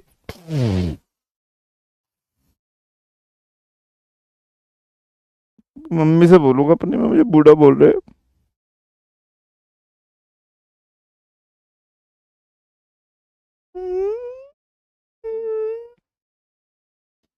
बूढ़ा बोल रहे मुझे, मम्मी से बोलूंगा अपने, सबको पिटवाऊंगा।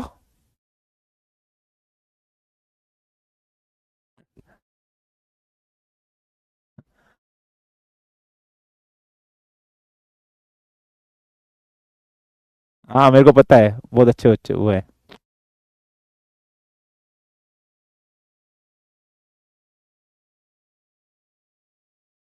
ठीक है, चलिए आगे बढ़ते हैं।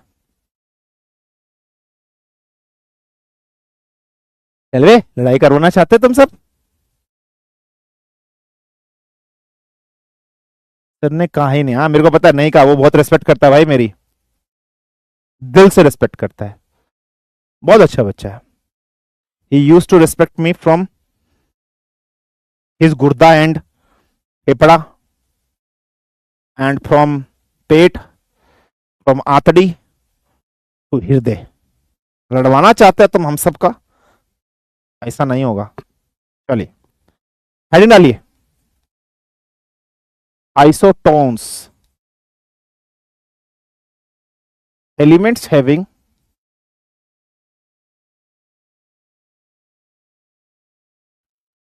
Same number of neutrons. अगर एलिमेंट्स के पास सेम नंबर ऑफ न्यूट्रॉन्स हो, ठीक है बेटा, तो हम उनको क्या बोलेंगे, what we will set them, we will set them, ठीक है बिल्कुल ध्यान समझना, आइसोटोन्स। ठीक है, एग्जाम्पल बताइए, एग्जाम्पल बताइए, इसके एग्जाम्पल लिखिए एग्जाम्पल में। For example sulphur, sulphur 36। Next लिखिए क्लोरीन, ठीक है, क्लोरीन में 37 लिखिए।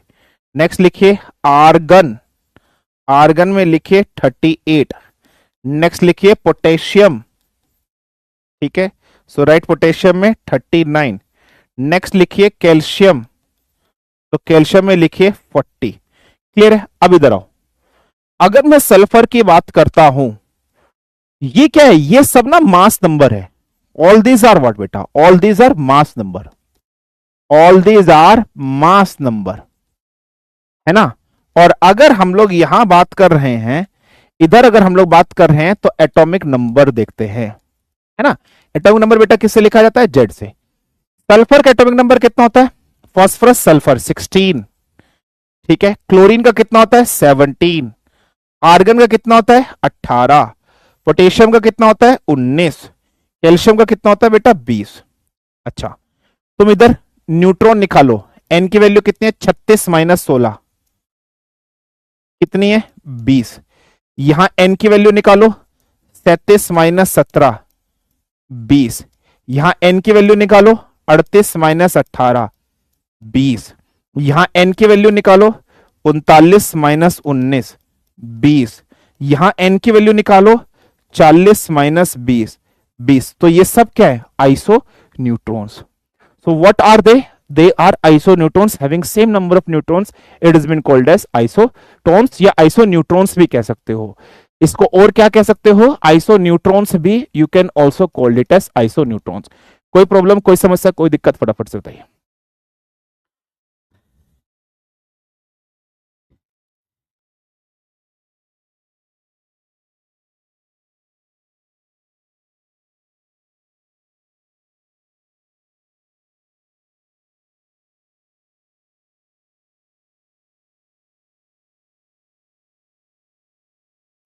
ठीक हाँ, कौन प्रॉब्लम कौन समस्या ठीक बा, ठीक बा, चले बा, आगे बढ़े बा। सर अब एक क्वेश्चन हाँ अभी कराते हैं, रुक जाओ। चलिए लास्ट है आइसो इलेक्ट्रॉन्स। तो नेक्स्ट है isoelectrons, elements having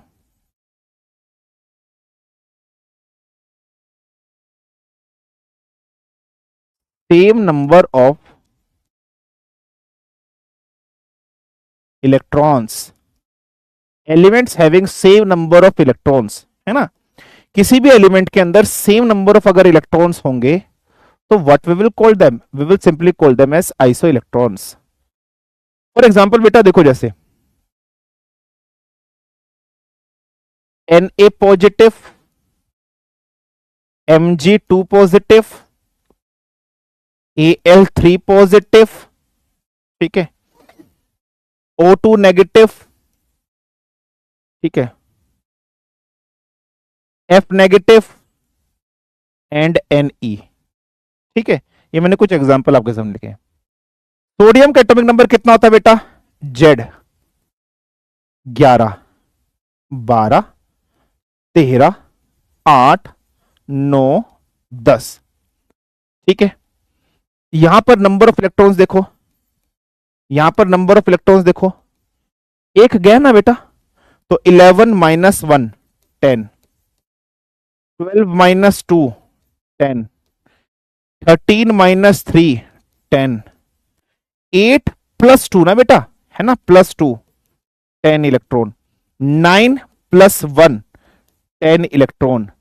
sodium पे तो नियोन पे तो 10 है ही, तो ये 10 है, तो इसमें 10 इलेक्ट्रॉन।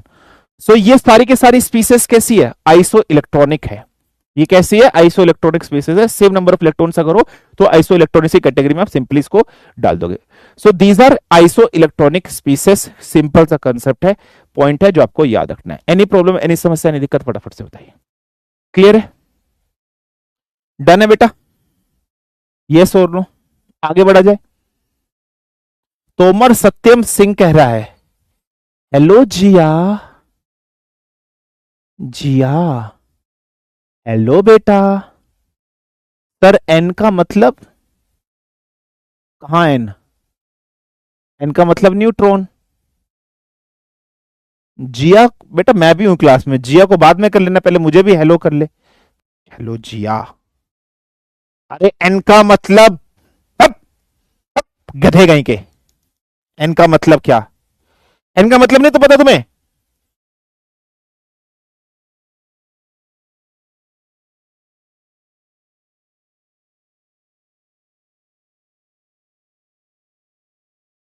एन का मतलब नहीं पता तुम्हें, नालायक और निठल्ले। एन का मतलब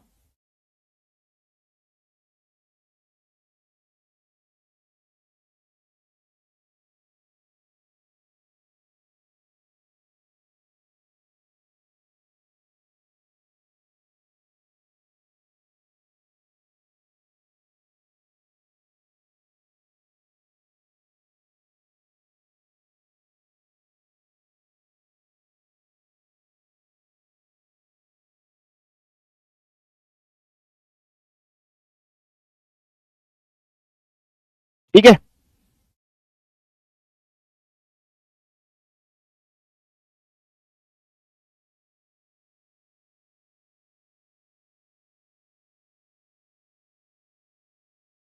ठीक है,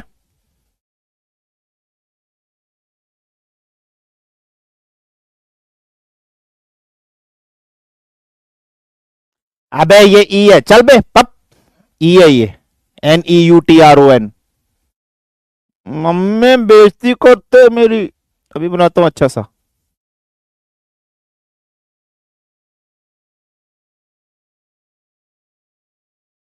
विच,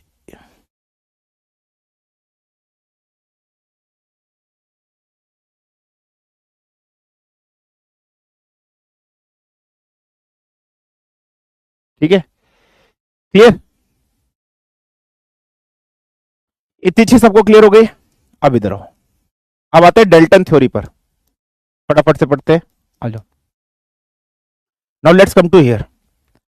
आप लोग ने प्रेजेंट डे थ्योरी पढ़ ली। प्रेजेंट डे थ्योरी में अंदर एटम के अंदर हम लोग ने देखा एलिमेंट्स की प्रॉपर्टीज बताता है, एलिमेंट के अंदर कितने इलेक्ट्रॉन है, प्रोटॉन है, न्यूट्रॉन है, ये हमें एटॉमिक स्ट्रक्चर से पता चलता है। अब सबसे पहले जो एटॉमिक थ्योरी आई थी बेटा, वो आई थी डेल्टन थ्योरी। हम अपना चैप्टर स्टार्ट कर रहे हैं। डेल्टन बाबा ने क्या कहा था? डेल्टन बाबा ने यह कहा था, चाहे हम लोगों ने भी डेफिनेशन पढ़ी थी ना एटम की, एटम की डेफिनेशन हम लोगों ने क्या पढ़ी थी कि एटम किसी भी एलिमेंट का सबसे स्मॉलेस्ट पार्टिकल है। एटम किसी भी एलिमेंट का स्मॉलेस्ट पार्टिकल है, हमने पढ़ा था। तो डेल्टन बाबा का पोस्टुलेट्स क्या था, डेल्टन बाबा की थ्योरी क्या थी? पहली थ्योरी देखो कि इस दुनिया के अंदर जितने भी सब्सटेंस है, सब्सटेंस में एलिमेंट और कंपाउंड दोनों आते हैं। सब्सटेंस के अंदर एलिमेंट भी आता है, सब्सटेंस के अंदर कंपाउंड भी जो आता है। कह रहा है इस दुनिया के अंदर जितने भी सब्सटेंस है, चाहे एलिमेंट की बात करो चाहे कंपाउंड की बात करो, बहुत छोटे से कण के बने हुए होते हैं, बहुत छोटे से वेरी स्मॉलेस्ट माइन्यूट पार्टिकल के बने होते हैं, और वेरी स्मॉलेस्ट माइन्यूट पार्टिकल को ही हम लोग क्या कहते हैं? एटम। ये तो सिंपल सी डेफिनेशन है, ये एटम की ही डेफिनेशन बता रही है, ये हम लोग ऑलरेडी डिस्कशन कर चुके हैं। दूसरा क्या है बेटा, ध्यान से समझना। अगर हम लोग बात कर रहे हैं कि all the atom of an element are similar in size, mass and other chemical properties, किसी भी एलिमेंट की अगर हम लोग एटम की बात करेंगे वो एक जैसा होगा। फॉर एग्जाम्पल जैसे कार्बन के अगर हम लोग बात कर रहे हैं, कार्बन का एटम अपना खुद का होगा, कार्बन का एटम ऑक्सीजन के एटम से अलग होगा, ऑक्सीजन का नाइट्रोजन से अलग होगा, नाइट्रोजन का सल्फर से अलग होगा।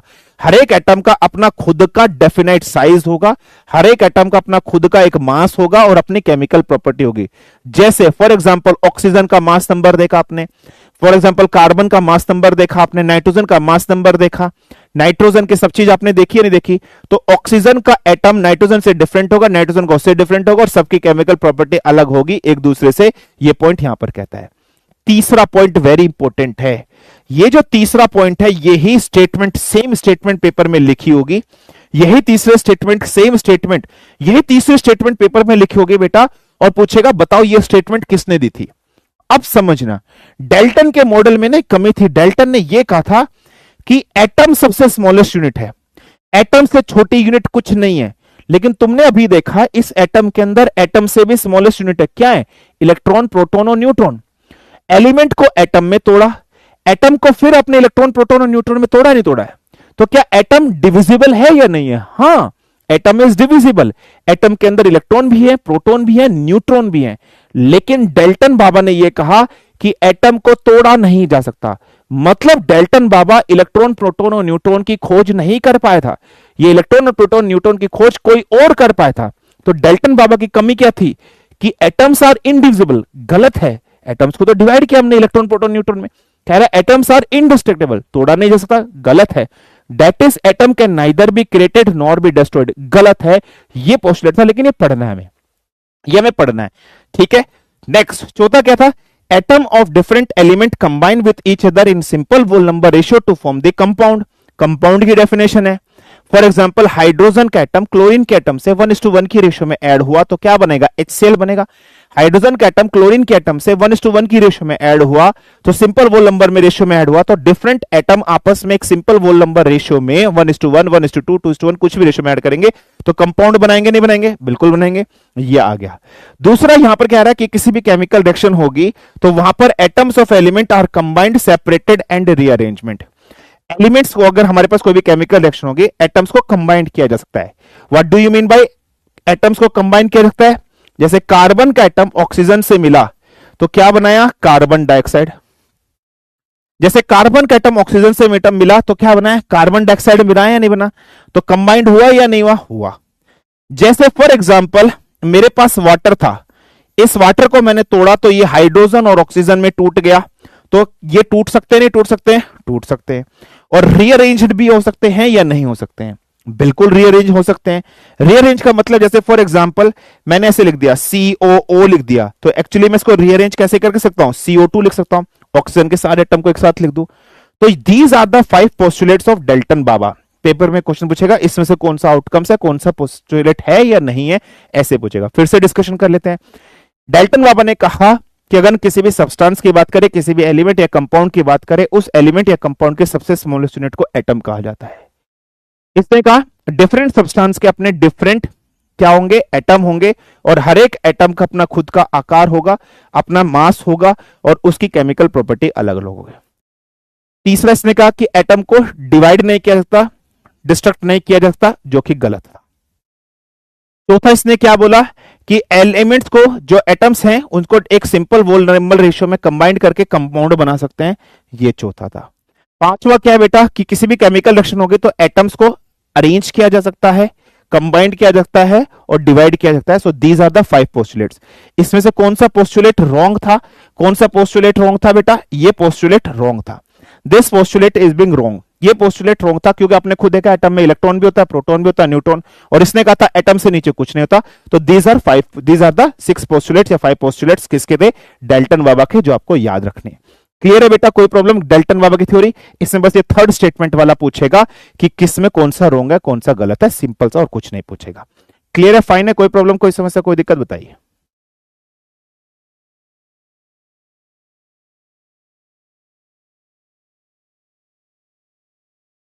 डन है बेटा,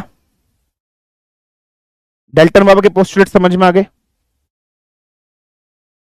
ठीक है। हाँ, इंडिस्ट्रक्टेबल नहीं होता वो, डिवाइडेबल होता है, डिस्ट्रक्टेबल नहीं होता, बिल्कुल बेटा, ठीक है। क्लियर यार, एनफ नहीं यार बेटा, पढ़ाऊंगा मैं भी यार, ऐसा नहीं यार, मत करो यार, सिलेबस जल्दी खींचूंगा यार, आप लोगों का बेनिफिट है। मैं सोच रहा हूं यार जुलाई जुलाई में आपका सारा सिलेबस कंप्लीट कर दूं, अगस्त में प्रैक्टिस पे प्रैक्टिस पे प्रैक्टिस कराता रहूं आपको एक महीना दबा के। यार ऐसे मत करो यार, 15-20 मिनट फालतू पढ़ लो यार, 1.5 घंटा पढ़ लो यार, 10:40 पे छोड़ दूंगा, ऐसे मत करो यार।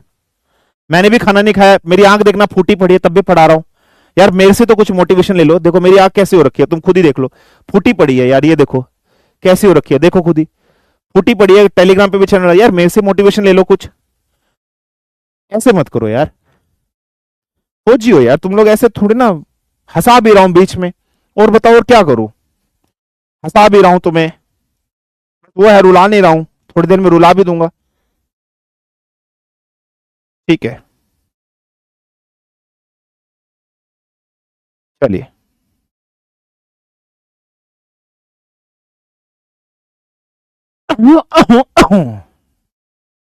अब इधर आइए, एटम के बाद मॉलिक्यूल्स। एटम्स में हमने क्या डिस्कशन किया कि ये मैटर का स्ट्रक्चरल यूनिट होती है, STRUCTRUAL, स्ट्रक्चरल यूनिट होती है। किसी भी एटम की, मैटर के स्ट्रक्चरल यूनिट को हम लोग एटम कहते हैं। या हम क्या कह सकते हैं, किसी भी एलिमेंट की,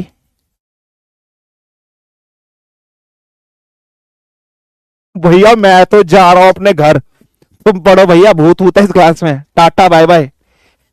भाई मैं नहीं पढ़ा रहा, भाई भूत है, मैं जा रहा हूं अपने घर, स्लाइड चेंज करते ही भाई, तुम लोग भी जाओ। ओ भैया अपना चश्मा अपने पास रख, हम तो जा रहे हैं।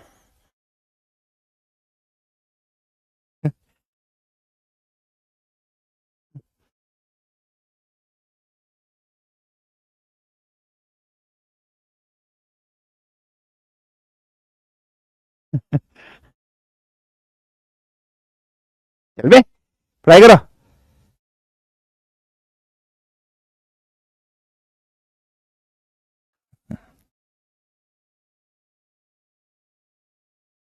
कहीं नहीं जा रहे,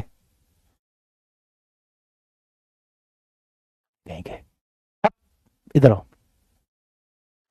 किसी भी एलिमेंट की जो स्मॉलेस्ट फॉर्म होती है उसको हम लोग क्या कहते हैं, एटम कहते हैं। ये जो एटम है यूजुअली हमें इंफॉर्मेशन देता है, यूजुअली हमें इंफॉर्मेशन देता है अबाउट केमिकल प्रॉपर्टीज, है ना, about chemical property of an element, या हमें इंफॉर्मेशन देता है नंबर ऑफ इलेक्ट्रॉन, प्रोटॉन और न्यूट्रॉन के बारे में। ठीक है, क्लियर है। तो ये मॉलिक्यूल्स क्या होता है, molecules what, when two similar, two या दो से ज्यादा, two or more than two similar और dissimilar elements combines together chemically। एक सिंपल वोल नंबर रेशियो में नहीं, जब दो या दो से ज्यादा एलिमेंट सिंपल अगर वोल नंबर रेशियो लिख दूंगा तो कंपाउंड बन जाएगा। अगर एक सिंपल वोल नंबर रेशियो लिख दूंगा 1:1, 1:2 या 2 इसमें, वो तो कंपाउंड बन जाएगा। बस ये क्या कहता है, जब दो या दो से ज्यादा एक जैसे दिखने वाले या एक से अलग दिखने वाले एलिमेंट कंबाइंड करते हैं केमिकली, कोई रेशियो की बात नहीं हो रही यहां पर, we are not talking about the ratio, बस ऐसे लिख रहे हैं तो हम उसको क्या बोलेंगे, मॉलिक्यूल्स। यार अगर मैंने यहां पर सिमिलर एलिमेंट्स लिखा है, अगर मैंने यहां पर सिमिलर एलिमेंट्स लिखा है तो इनडायरेक्टली एलिमेंट्स भी बोल सकता हूं या इनडायरेक्टली एटम भी तो बोल सकता हूं, कि जब एक जैसे दो या दो से ज्यादा या एक दूसरे से अलग दो या दो से ज्यादा एलिमेंट बोल दो या एटम बोल दो, क्योंकि एलिमेंट की स्मॉलेस्ट यूनिट क्या होती है, एटम होती है, आपस में केमिकली ऐड हो जाते हैं, उसको मॉलिक्यूल कहते हैं। जैसे फॉर एग्जांपल, जस्ट एग्जांपल के तौर पे बात करते हैं बेटा, एक हाइड्रोजन एटम, एक हाइड्रोजन एटम, एक हाइड्रोजन एलिमेंट, एक हाइड्रोजन एटम और दूसरा हाइड्रोजन एटम, ये दोनों सिमिलर हैं, सिमिलर हैं तो क्या बना, H2। H2 is what, H2 अब हो गया है molecule. What is H2, H2 is molecule. For example एक नाइट्रोजन और एक नाइट्रोजन, ठीक है, फॉर एग्जांपल अगर हम बात कर रहे हैं एक नाइट्रोजन एटम और एक नाइट्रोजन एटम, ये दोनों एक जैसे हैं बेटा, सिमिलर हैं या डिसिमिलर है, सिमिलर हैं, तो ये क्या हो गया, N2। फॉर एग्जांपल एक क्लोरीन और एक क्लोरीन, ये दोनों कैसे हैं, सिमिलर हैं या डिसिमिलर, सिमिलर, तो Cl2। ठीक है, फॉर एग्जांपल एक फास्फोरस, दो फास्फोरस, तीन फास्फोरस, चार फास्फोरस, चार फास्फोरस आपस में ऐड हो गए तो यहां क्या हो गया, P4। समझ रहे हो या नहीं समझ रहे हो, ये सब क्या है, ये सब nitrogen, N2, Cl2, P4, all these are molecules, all these are molecules. ठीक है बेटा, ऑल दीज आर मॉलिक्यूल्स। ऐसे ही फॉर एग्जांपल अगर मैं बात कर रहा हूं, अब डिसिमिलर भी हो सकते हैं, सर डिसिमिलर में एग्जांपल दो, सर डिसिमिलर में एग्जांपल दो, ये तो सिमिलर के एग्जांपल हो गए। अगर मैं डिसिमिलर के एग्जांपल की बात करता हूं, सो डिसिमिलर में एग्जांपल एक हाइड्रोजन का एटम दूसरे क्लोरीन के एटम से कंबाइंड कर रहा है तो ये क्या हो गया, HCl। HCl भी क्या है, मॉलिक्यूल है, HCl भी क्या है, मॉलिक्यूल। लेकिन जब कभी भी दो डिसिमिलर एटम ऐड होंगे तो मॉलिक्यूल्स इनडायरेक्टली आप इस मॉलिक्यूल्स को कंपाउंड भी कह सकते हो। क्यों, अगर मैं मॉलिक्यूल को कंपाउंड कब कहूंगा, जब मैं यहां रेशियो मेंशन कर दूंगा।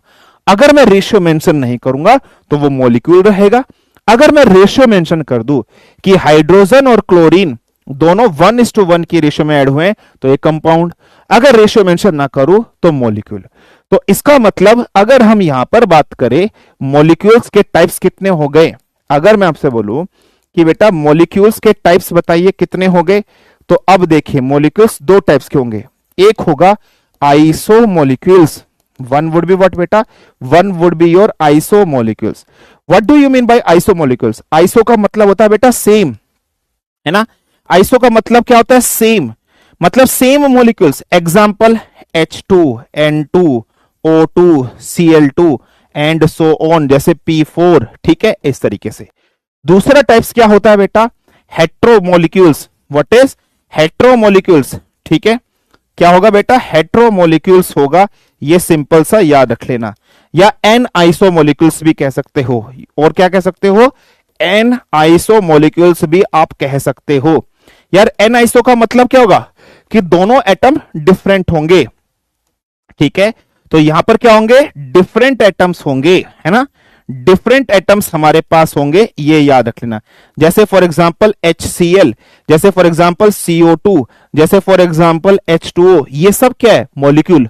तो हम क्या बोलेंगे, वाटर का मॉलिक्यूल, हम इसको क्या बोलेंगे, वाटर मॉलिक्यूल्स बोलेंगे, what we will called water molecules.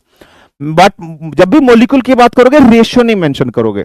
अगर मैं यहां लिख दूं कि हाइड्रोजन और ऑक्सीजन एटम 2:1 की रेशियो में ऐड हो रहा है तो कंपाउंड, अगर मैं रेशियो नहीं बोलूंगा तो मॉलिक्यूल। कार्बन डाइऑक्साइड का मॉलिक्यूल, HCl का मॉलिक्यूल, H2SO4 का मॉलिक्यूल, NH3 का मॉलिक्यूल्स, ठीक है। ऐसे अगर मैंने लिख दिया NH3, ये भी क्या है, ये भी अमोनिया का मॉलिक्यूल है। What is this, ammonia molecules है, ये सिंपल याद रखना। तो सिमिलर होंगे तो आइसो और डिसिमिलर होंगे तो हेट्रोमोलिक्यूल्स डालोगे। कोई प्रॉब्लम, कोई समस्या, कोई दिक्कत, फटाफट से बताइए। मॉलिक्यूल समझ में आया या नहीं आया, यस और नो।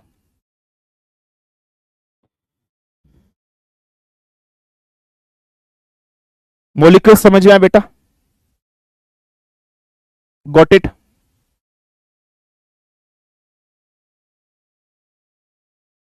क्लियर है बेटा, डन, ठीक है, क्लियर हो गया, बहुत बढ़िया।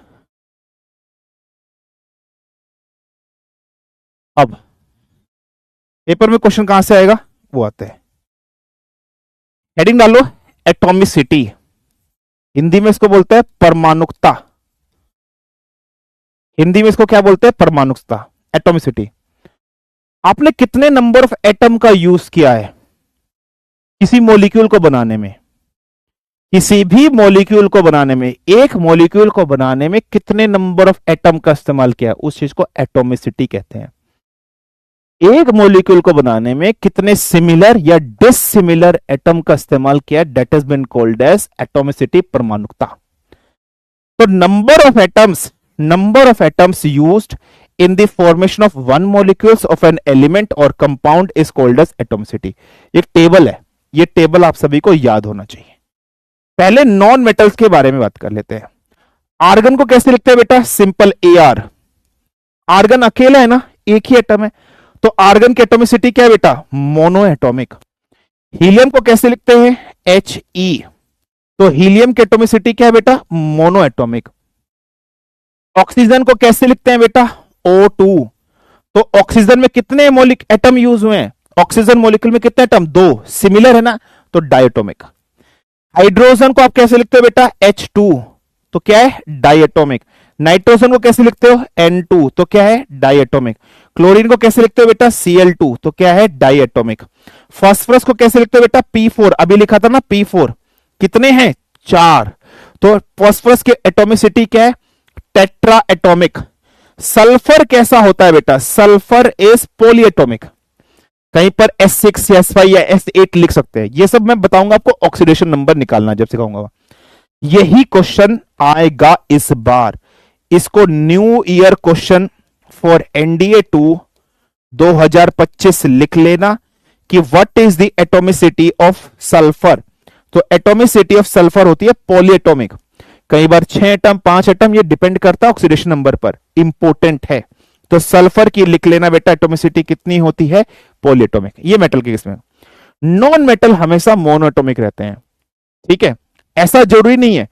अगर हम मेटल्स की बात करते हैं, मेटल्स जनरली हमेशा नॉर्मली कैसे रहेंगे, मोनो ही रहते हैं, मोनोएटॉमिक ही रहते हैं, जनरली नॉन मेटल में ही आता है।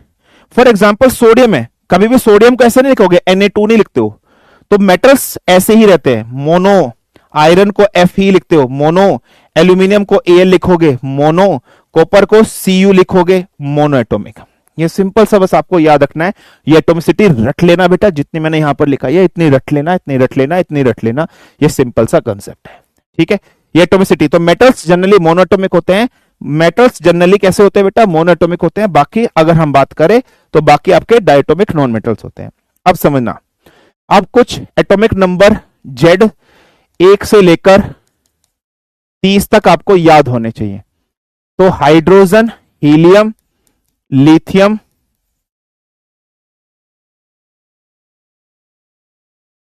ये सब याद होने चाहिए। Hydrogen, helium, lithium, beryllium, boron, carbon, nitrogen, oxygen, fluorine, neon, sodium, magnesium, aluminium, silicon, phosphorus, sulphur, chlorine, argon, potassium, calcium, scandium, titanium, TIT scandium, titanium, vanadium, chromium, manganese, iron, cobalt, nickel. ठीक है, ठीक है।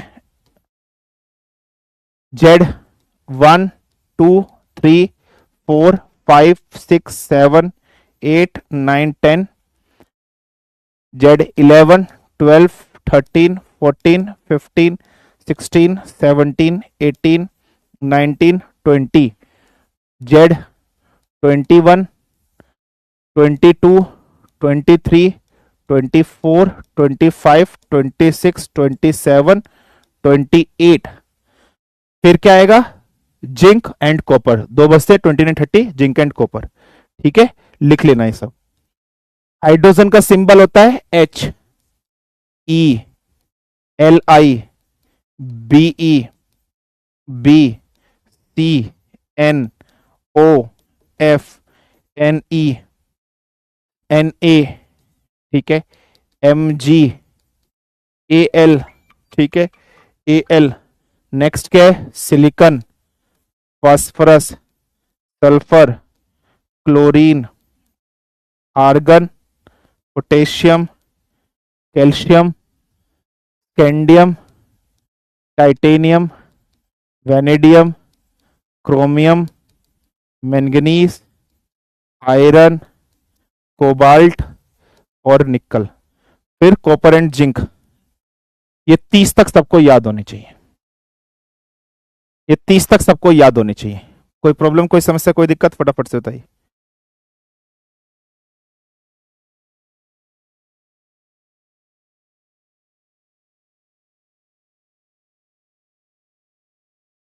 Just के आएगा, sorry, यहाँ potassium में के आएगा। ठीक है, हाँ, पोटेशियम के। क्लियर? ठीक है, ये 30 तक सब लोग याद कर लेना। हाँ, बस 40 बज गए, छोड़ रहा हूं, मर जाते हैं, फेफड़े निकल जाते हैं इनके गधों के बाप।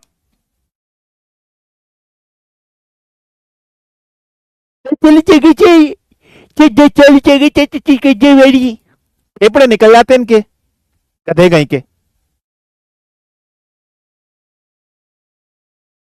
दे चली जगह चल, ठीक है जी मेरी, टाइम हो गया मेरे बात करने के।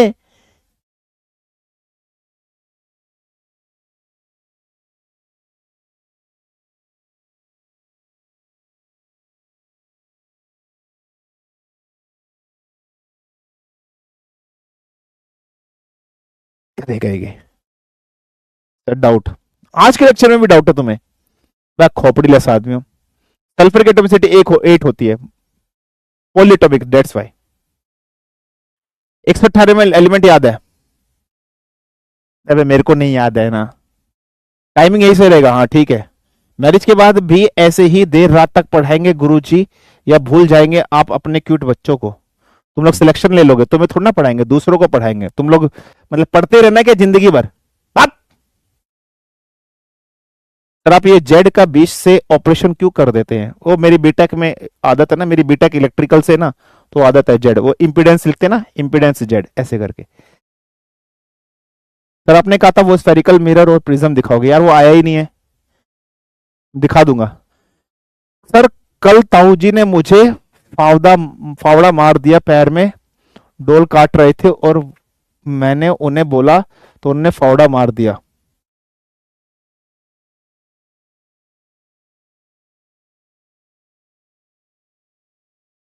फिर पापा जी को पता चला तो पापा जी ने कहा कि अगर हमें भी फावड़ा मार दिया तो इनमें और हम में फर्क क्या रह जाएगा। फिर पापा जी ने कांटा चला दिया। अब ताऊ जी छुपते फिर रहे हैं और रिपोर्ट लिखा दिया है पापा के नाम पर। कोई गाइडेंस? तू चाचा जी आगे क्या करूं? पढ़ाई कर, तू पढ़ाई कर। सर पोल में भी कल 60% आया था कि 2.5 होने चाहिए सर प्लीज। यार बेटा दोनों सबका सबका सुनो ना, सबका सुनो ना यार। ठीक है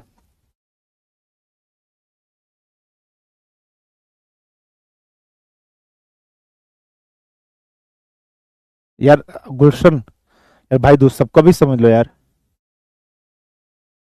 सबका समझो यार प्लीज, कोशिश करते हैं बेटा गुलशन। मतलब सारे कंपाउंड मॉलिक्यूल्स है। हाँ बिल्कुल है। ठीक है, ठीक है। आपने कहा है एलिमेंट के आइटम अलग अलग होते हैं और आइटम के अंदर इलेक्ट्रॉन प्रोटॉन ये सब होते हैं, तो सर एक दूसरे को फिर इलेक्ट्रॉन शेयर कैसे करते हैं? वो बॉन्ड बनते हैं बेटा, वो बॉन्ड बनेंगे, वो बॉन्ड बनाने सिखाऊंगा मैं आपको। वो बॉन्ड से बनते हैं, ठीक है। तो स्कूल वाले प्रेशर डाल रहे हैं कि डेली स्कूल आए, क्वार्टरली एग्जाम आ रहे हैं सर, अगस्त के एंड में स्टार्ट हो जाएंगे, मैं कैसे रिवीजन करूं? अरे कुछ नहीं होता, स्कूल वाले ऐसे ही करते हैं। 70% मेंटेन करो, जो आर्मी वाला होगा वही कल यूट्यूब पर आएगा। चल बे निकल बे, तू अपना पढ़ाई कर। ब्लड इज हेट्रोजिनस, हाँ जी। आप जिम जाते हो क्या? कभी नहीं। क्वेश्चन कब कराओ? कब करेंगे? कल करेंगे। सर जी आप बहुत क्यूट हो, थैंक यू। वाह आगो, चल बे मेरी, चल बे। क्वेश्चन भी करा दो, ओके बे। बीइंग इंजर्ड, हाँ गोली लग गई मेरे को यहाँ, ये लगी गोली। तुम्हें पता है यहाँ गोली लग गई थी, मैं बॉर्डर में था, मैं यहाँ गोली लग गई थी। हाँ गोली लग गई मेरे को। हाँ when everyone is about to sleep, हाँ बिल्कुल। डेल्टन थ्योरी के भी ड्रॉबैक्स है ना, वही थ्योरी का, डेल्टन थ्योरी का वही है। पॉइंट नंबर 3, क्वेश्चन कब करेंगे? पता नहीं। मेरे पास अरियन पाइटफाइंडर है और उसमें सारे नोट्स हैं, तो क्या मैं आपके लेक्चर के अटेंड करते हुए पॉइंट्स हाईलाइट, हाँ तुम्हारी मर्जी जैसे करो। जब आप अपनी मम्मी से कंप्लेन कर रहे थे तब मेरे पेरेंट्स मुझे कह रहे थे तुमने सर क्यों तंग किए, आपकी वजह से हमें डांट। खूब मारो इनको, गधों को पीट पीट के इनको सेट कर दो। सर क्लोरीन 35.5, हाँ 35 होता है बेटा, वो सही कर दिया। ठीक है, ठीक है। आपने कहा था कि आज चोटी लगा के आऊंगा, आज आप विक्रांत दीदी बन गए, चल बे। Sir mass number atomic number में क्या डिफरेंस है? अभी तो बताया, इसमें इलेक्ट्रॉन होता है, इसमें प्रोटॉन न्यूट्रॉन होता है, उसमें इलेक्ट्रॉन होते हैं। ठीक है, क्लियर है? ठीक है। सर जी सिखा भाभी मेरे सपने में आई थी, उन्होंने बोला था बस जब तक अगला शौर्य आएगा तब तक तुम्हारे सर इतने मजाक करने लायक नहीं रहेंगे।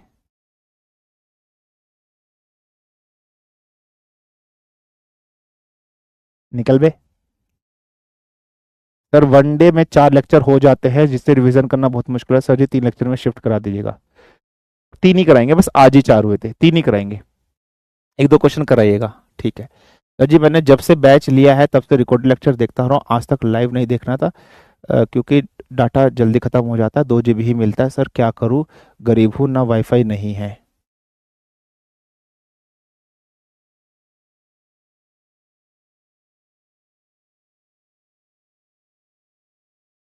रेलवे स्टेशन पे चला जाए बेटा, वहां फ्री वाईफाई आता है। रेलवे स्टेशन पे आधे घंटे के लिए फ्री वाईफाई आता है। मास नंबर कैसे निकालते हैं, पेपर में गिवन होगा। सर क्यों आइसोबार्स भी रेडियोएक्टिव होते हैं क्या? नहीं, मैं चैट नहीं कर पा रहा हूं, अच्छी बात है। पोटेशियम का 40 ने 39 होता है, पोटेशियम के आइसोटोप्स भी होते हैं, समझा क्या? आइसोबार्स भी होते हैं पोटेशियम के, वैभव प्रताप सिंह। पोटेशियम के आइसोटोप्स भी होते हैं, आइसोबार्स भी होते हैं। पोटेशियम का मास नंबर तो 38 होता है, 38 भी है, 39 भी है, 40 भी है। आइसोबार्स पोटेशियम के बहुत सारे हैं, ठीक है। 1/0 तो इन्फिनिटी होगा ना सर? हाँ जी। शक्ति बैच में कितने ईयर्स के पीवाईक्यू कराऊंगे? 2006 से लेके 14 साल के कराऊंगा, ठीक है। सफी से क्वेश्चन प्रैक्टिस के लिए शक्ति फॉलो करें, अपने शौर्य के नोट्स प्रैक्टिस करने के लिए शक्ति पे आ जाओ। न्यूक्लियर में क्या होता है? बॉम्ब होता है। Who discovered the isotopes? Check कर लेना, मुझे नहीं पता। How can they so many number protons are there in an atom? आगे आएगा, थ्योरीज बताएंगे। विक्रांत वैसे आप अभी नॉन मेटल पढ़ा रहे हो क्या? शौर्य में भी वही और उतना ही आगे क्या? सो मैं केमिस्ट्री का सिलेबस पहले ही खत्म कर दूं? तुम्हारी इच्छा है, ठीक है। जो रैंक लेगा उसको आईपैड दिलने में कंजूसी नहीं करोगे ना? कभी नहीं करूंगा। अगर आयन पे पॉजिटिव चार्ज होगा तो इलेक्ट्रॉन माइनस होगा ना? हाँ, yes. Best teacher I ever found, thank you. 12th का सॉल्यूशन चैप्टर होगा क्या? नहीं, प्रीवियस ईयर क्वेश्चन एम आई के होंगे। द मॉक टेस्ट नंबर 2 में 300 आउट ऑफ 600 आए हैं, अच्छे नंबर हैं, गुड। सर इसमें जेड लेस देन ए होगा ना? खाली है तो how to find the number of neutrons, minus कर दो एटॉमिक नंबर और मास नंबर को, ठीक है। सर आप हमारे टीचर हो कि उनके साथ देते हो, वो दुश्मन है हमारा, आप उन पे ये डैम दम भरते हैं। अरे किसको बोल दिया मैंने?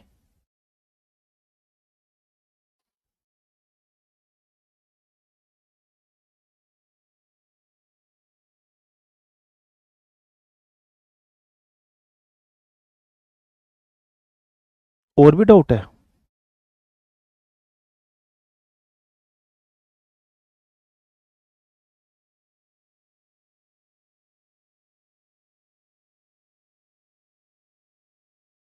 चल बे, चल पर।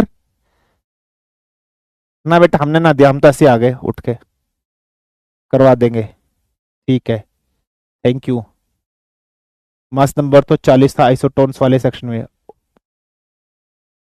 आइसोबस फोस्फरस के बहुत सारे होते हैं, पोटेशियम के 19, 38, 29, 19, 39, 19, 40, इसीलिए वो आइसोबार्स लिए वहां से, ठीक है। मॉक लगाए थे 372, बहुत अच्छे नंबर है। India W advance heavy water reactor which is used thorium, हाँ बिल्कुल, बहुत बढ़िया।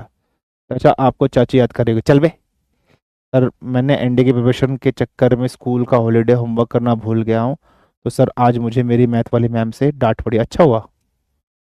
इस चैप्टर से कितने क्वेश्चन आते हैं इस बार? बहुत क्वेश्चन आए थे, बहुत आए थे। Planck constant, Planck's quantum theory क्या होता है? सिलेबस में नहीं है। आपका पढ़ाना सबसे डिफरेंट है, थैंक यू। आपकी टाइमिंग बैक क्यों रहती है? मेरी मर्जी।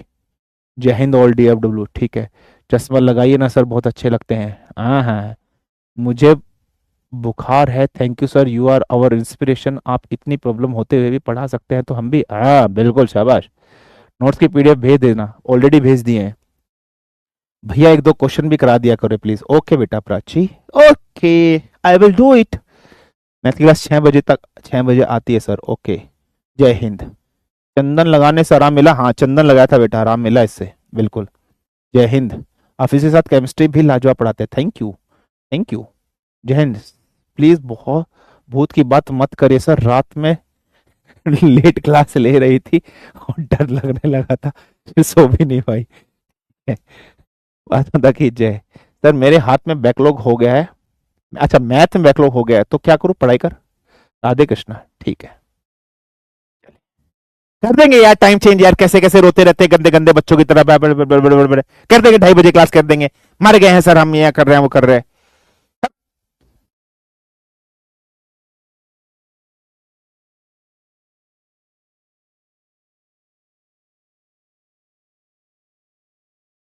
अगर हम किसी ऑब्जेक्ट को टच करते हैं तो हम क्या टच करते हैं? नहीं नहीं, इलेक्ट्रॉन इलेक्ट्रॉन को टच नहीं करते हो, ठीक है। और नहीं डाउट ले रहा मैं। यार इसने लगाया क्या है इसमें यार?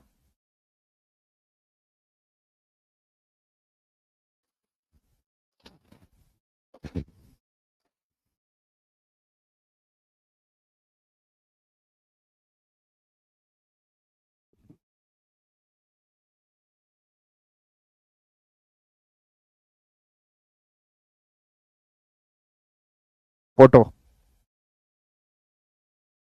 गाने के साथ।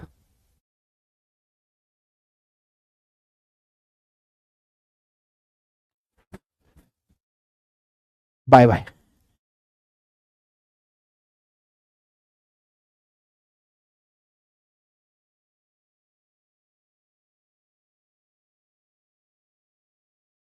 ठीक है।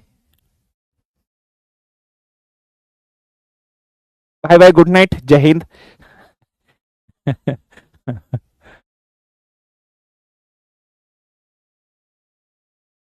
ठीक है। Thank you. खुश रहिए, मस्त रहिए, जहाँ रहिए बढ़िया रहिए, जबरदस्त रहिए। इसी के साथ जय हिंद। तगड़े रहो। धन्यवाद। Bye bye, good night.